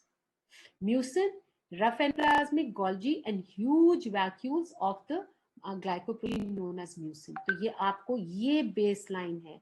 अगर तुम ये चैप्टर ना पढ़ा, एपिथेलियम और ग्लैंड्स को तुमने रट्टा लगा देना है, रट्टा नहीं, इसको इतनी गौर से पढ़ना है, समझ लेना कि तुम्हें सारी हिस्टोलॉजी आती, सारी हिस्टोलॉजी, बाकी आगे ज्यादा प्रॉब्लम नहीं है। Reason for staining characteristics of mucus, ये क्यों एम्प्टी होता है, क्योंकि वो हमने स्टेन किया, हाइड्रेट किया था, डिहाइड्रेट किया था, म्यूसिन बाहर निकल गई, म्यूकस बन के। प्रोटीन ऐसे क्यों, क्योंकि रफ एंडोप्लाज्मिक था तो वो एसिड था, उसने बेसिक डाई ले लिया, और ऊपर जो थे वो बेसिक प्रोटीन्स थे, उन्होंने एसिडिक ले लिया, तो वो ज़ाइमोजिन ग्रैन्यूल्स जो थे वो यूसिनोफिलिक थे। अब है कि एपिथेलियम की कोरिलेशन हम बाद में पढ़ाएंगे आपको। I am done. चलो बेटा, और कोई चीज पूछना तो पूछ लो। टेस्ट सबका ठीक हो गया?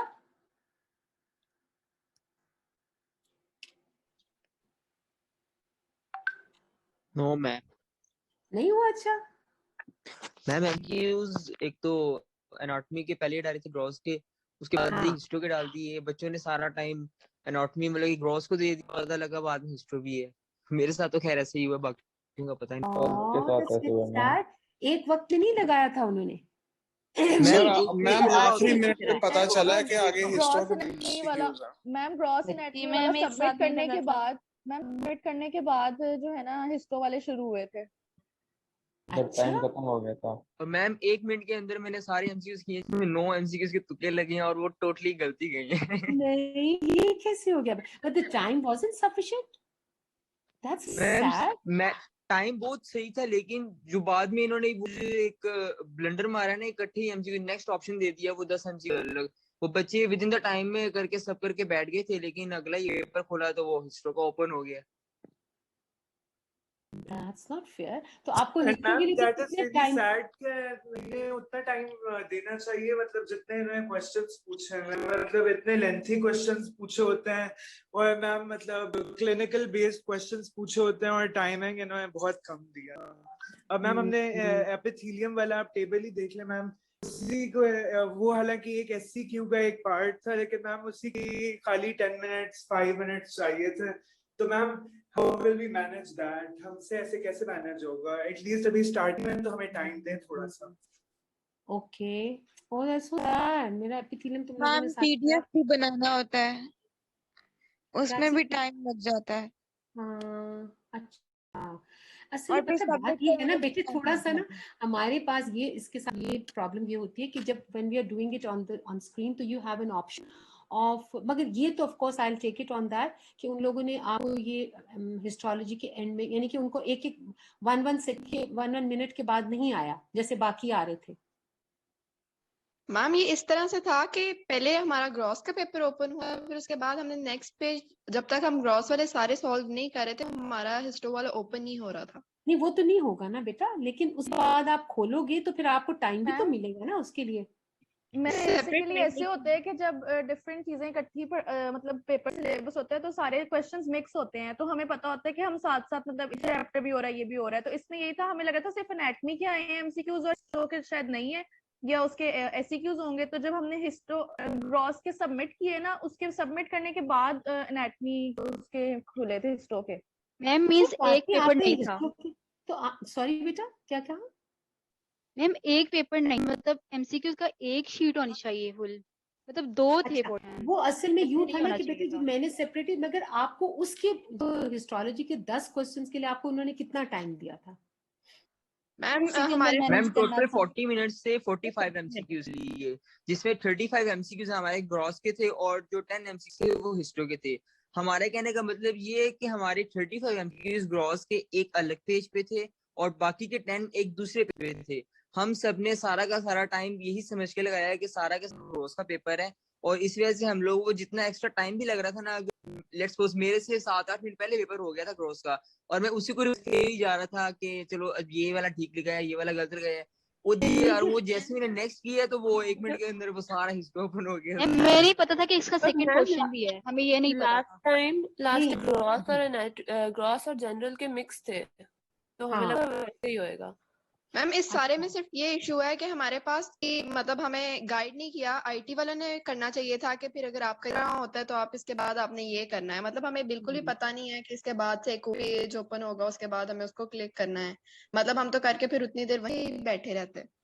मैम मैंने सिर्फ 1 मिनट ओह में वो 10 एमसीक्यूज अटेम्प्ट किया, सिर्फ 1 ठीक है उसमें से, बाकी सारे I'm 9 so इनकरेक्ट। sorry. मतलब सिर्फ ये That's हुआ very है कि sad. That's गाइड very करते sad. गाइड करते थे तो फिर भी यस ये इशू मैम। सॉल्व हो जाता। Oh, हमने that's very proper sad. Reading भी नहीं की एमसीक्यूज की हिस्ट्री के। चलो I'll take up for that. मैं जरा देखती हूँ, उनसे भी पूछती हूँ कि क्या प्रॉब्लम हुई थी। अच्छा, और बाकी एससीक्यू का हिस्टोलॉजी समझ आ गई थी बेटा? तकरीबन। अच्छा चलो, तो ये एपिथेलियम और स्क्रीन के बाकी जो आप लोगों ने प्रैक्टिकल बताना है ये मैं आपका अपलोड कर दूंगी, मेरा ख्याल है मैंने पहले भी किया हुआ है। I will check it up again and of course I will ask them कि ये क्या कंफ्यूजन हुई थी। ठीक है, so we will I will try to consider it. मैं देखती हूँ कि क्या होता है। Okay thank you ma'am. ओके बच्चा, थैंक यू बेटे, अल्लाह हाफिज। चलो जी। खुदा हाफिज बेटा। मैम ये स्लाइड शेयर कर दें।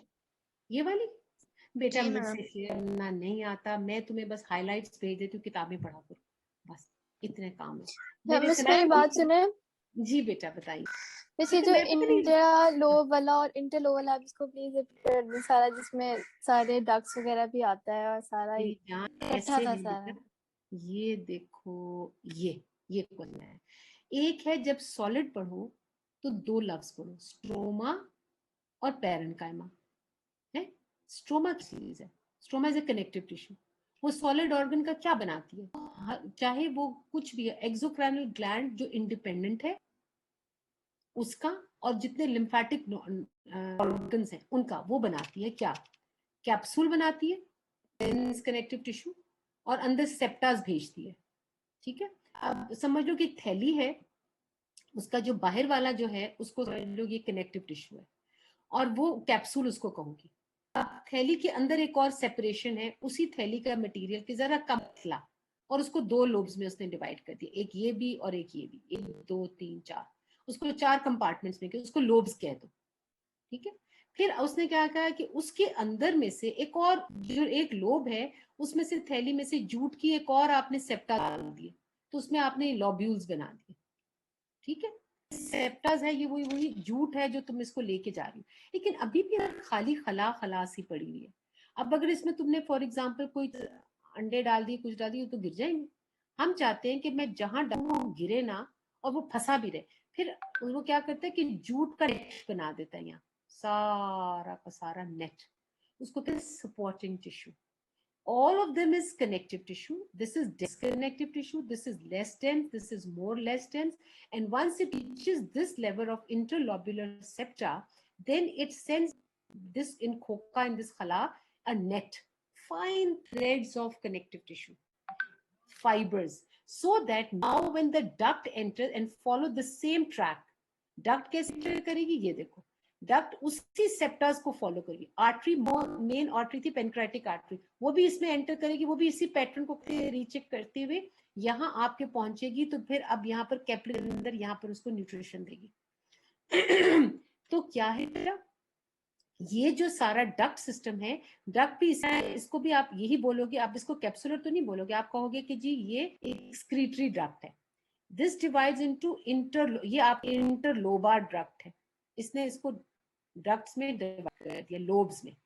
फिर इंटरलोबार से इंटरलोब्युलर डक्ट हुई, ये आगे डक्ट और बन गई, और उसने वही सेप्टास फॉलो किया, और अंदर जाके उसने डक्ट बनाई जिसको कहते हैं इंट्रालोब्युलर। जो इस लोब्यूल के अंदर की डक्ट्स होंगी वो दो हैं, एंड वाली जो एसिना के साथ जो है वो इंटरकलेटेड, और ये जो बीच में ये जो ये अंगूर लगा हुआ है, ये देखो, ये सपोज करो ये इंटरलोब्युलर है, ये वाली इंटरलोब्युलर, ये डक्ट भी है और ये सेप्टा भी है, सेप्टा में ये डक्ट पड़ी हुई है। ये जो डक्ट जब अंदर इधर आ जाती है लोब्यूल के अंदर, तो ये डक्ट कौन कौन सी बनाएगी, एक ये ब्राउन विच इज स्ट्राइटेड, और जो पतली सी विच इज इंटरकलेटेड, और फिर आपका अंगूर आ जाता है।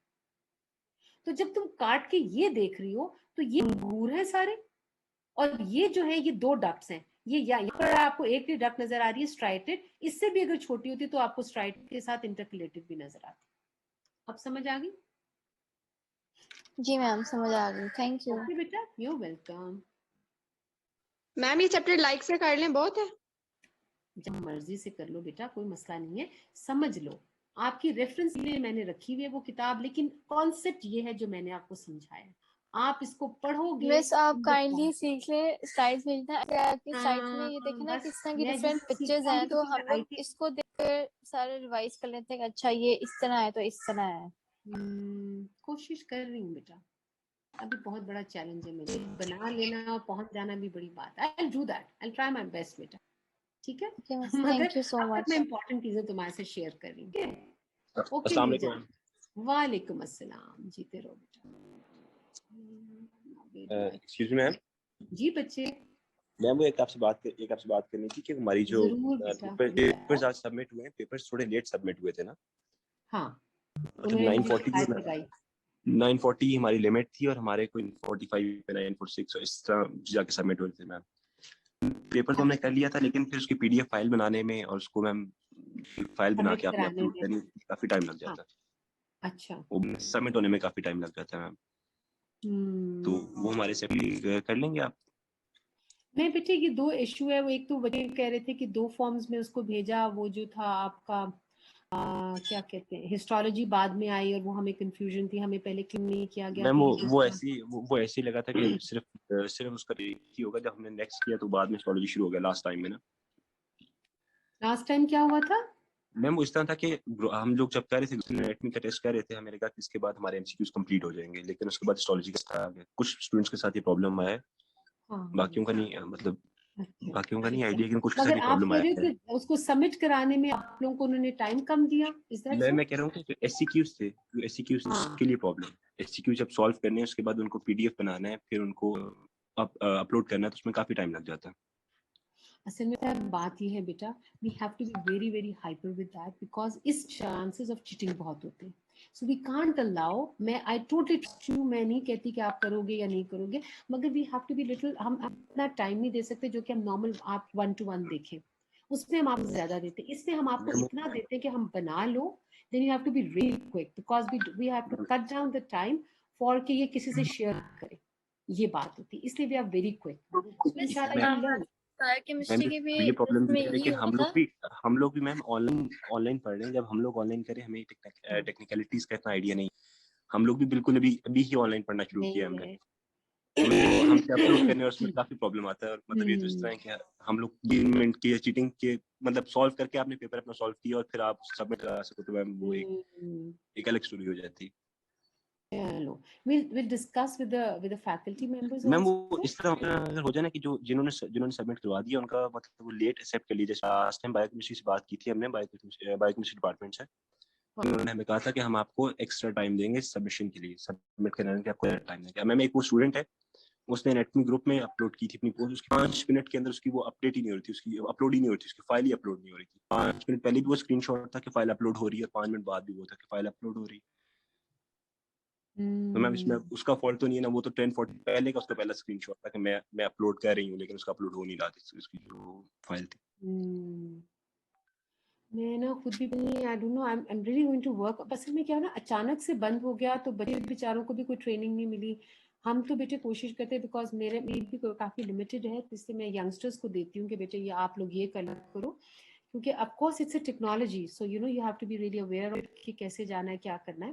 But anyway, let me discuss with my own faculty, with other faculty members too, so let's see if we can come at the better request है कि हमारे जो पेपर्स हैं लेट वो एक्सेप्ट कर लें। और दूसरी बात हम ये कि जो स्लाइड्स की बात कर रहे थे, हम मैम आपको ईमेल कर देगा मेरे ईमेल पे या किसी भी स्टूडेंट के ना, मैं आपको अपना मेल, मैम आप मुझे अपना ईमेल, मैं बाकी स्टूडेंट कर दूंगा, आपको मैं अपना ईमेल सेंड कर देता हूँ। तो वो आप उनकी ईमेल्स भेज दोगे? मैं उनको व्हाट्सएप में भेज दूंगा, जब आप मुझे ईमेल कर देंगे तो मैं व्हाट्सएप में भेज दूंगा। अच्छा चलो, आई विल ट्राई माय बेस्ट बेटा कि मैं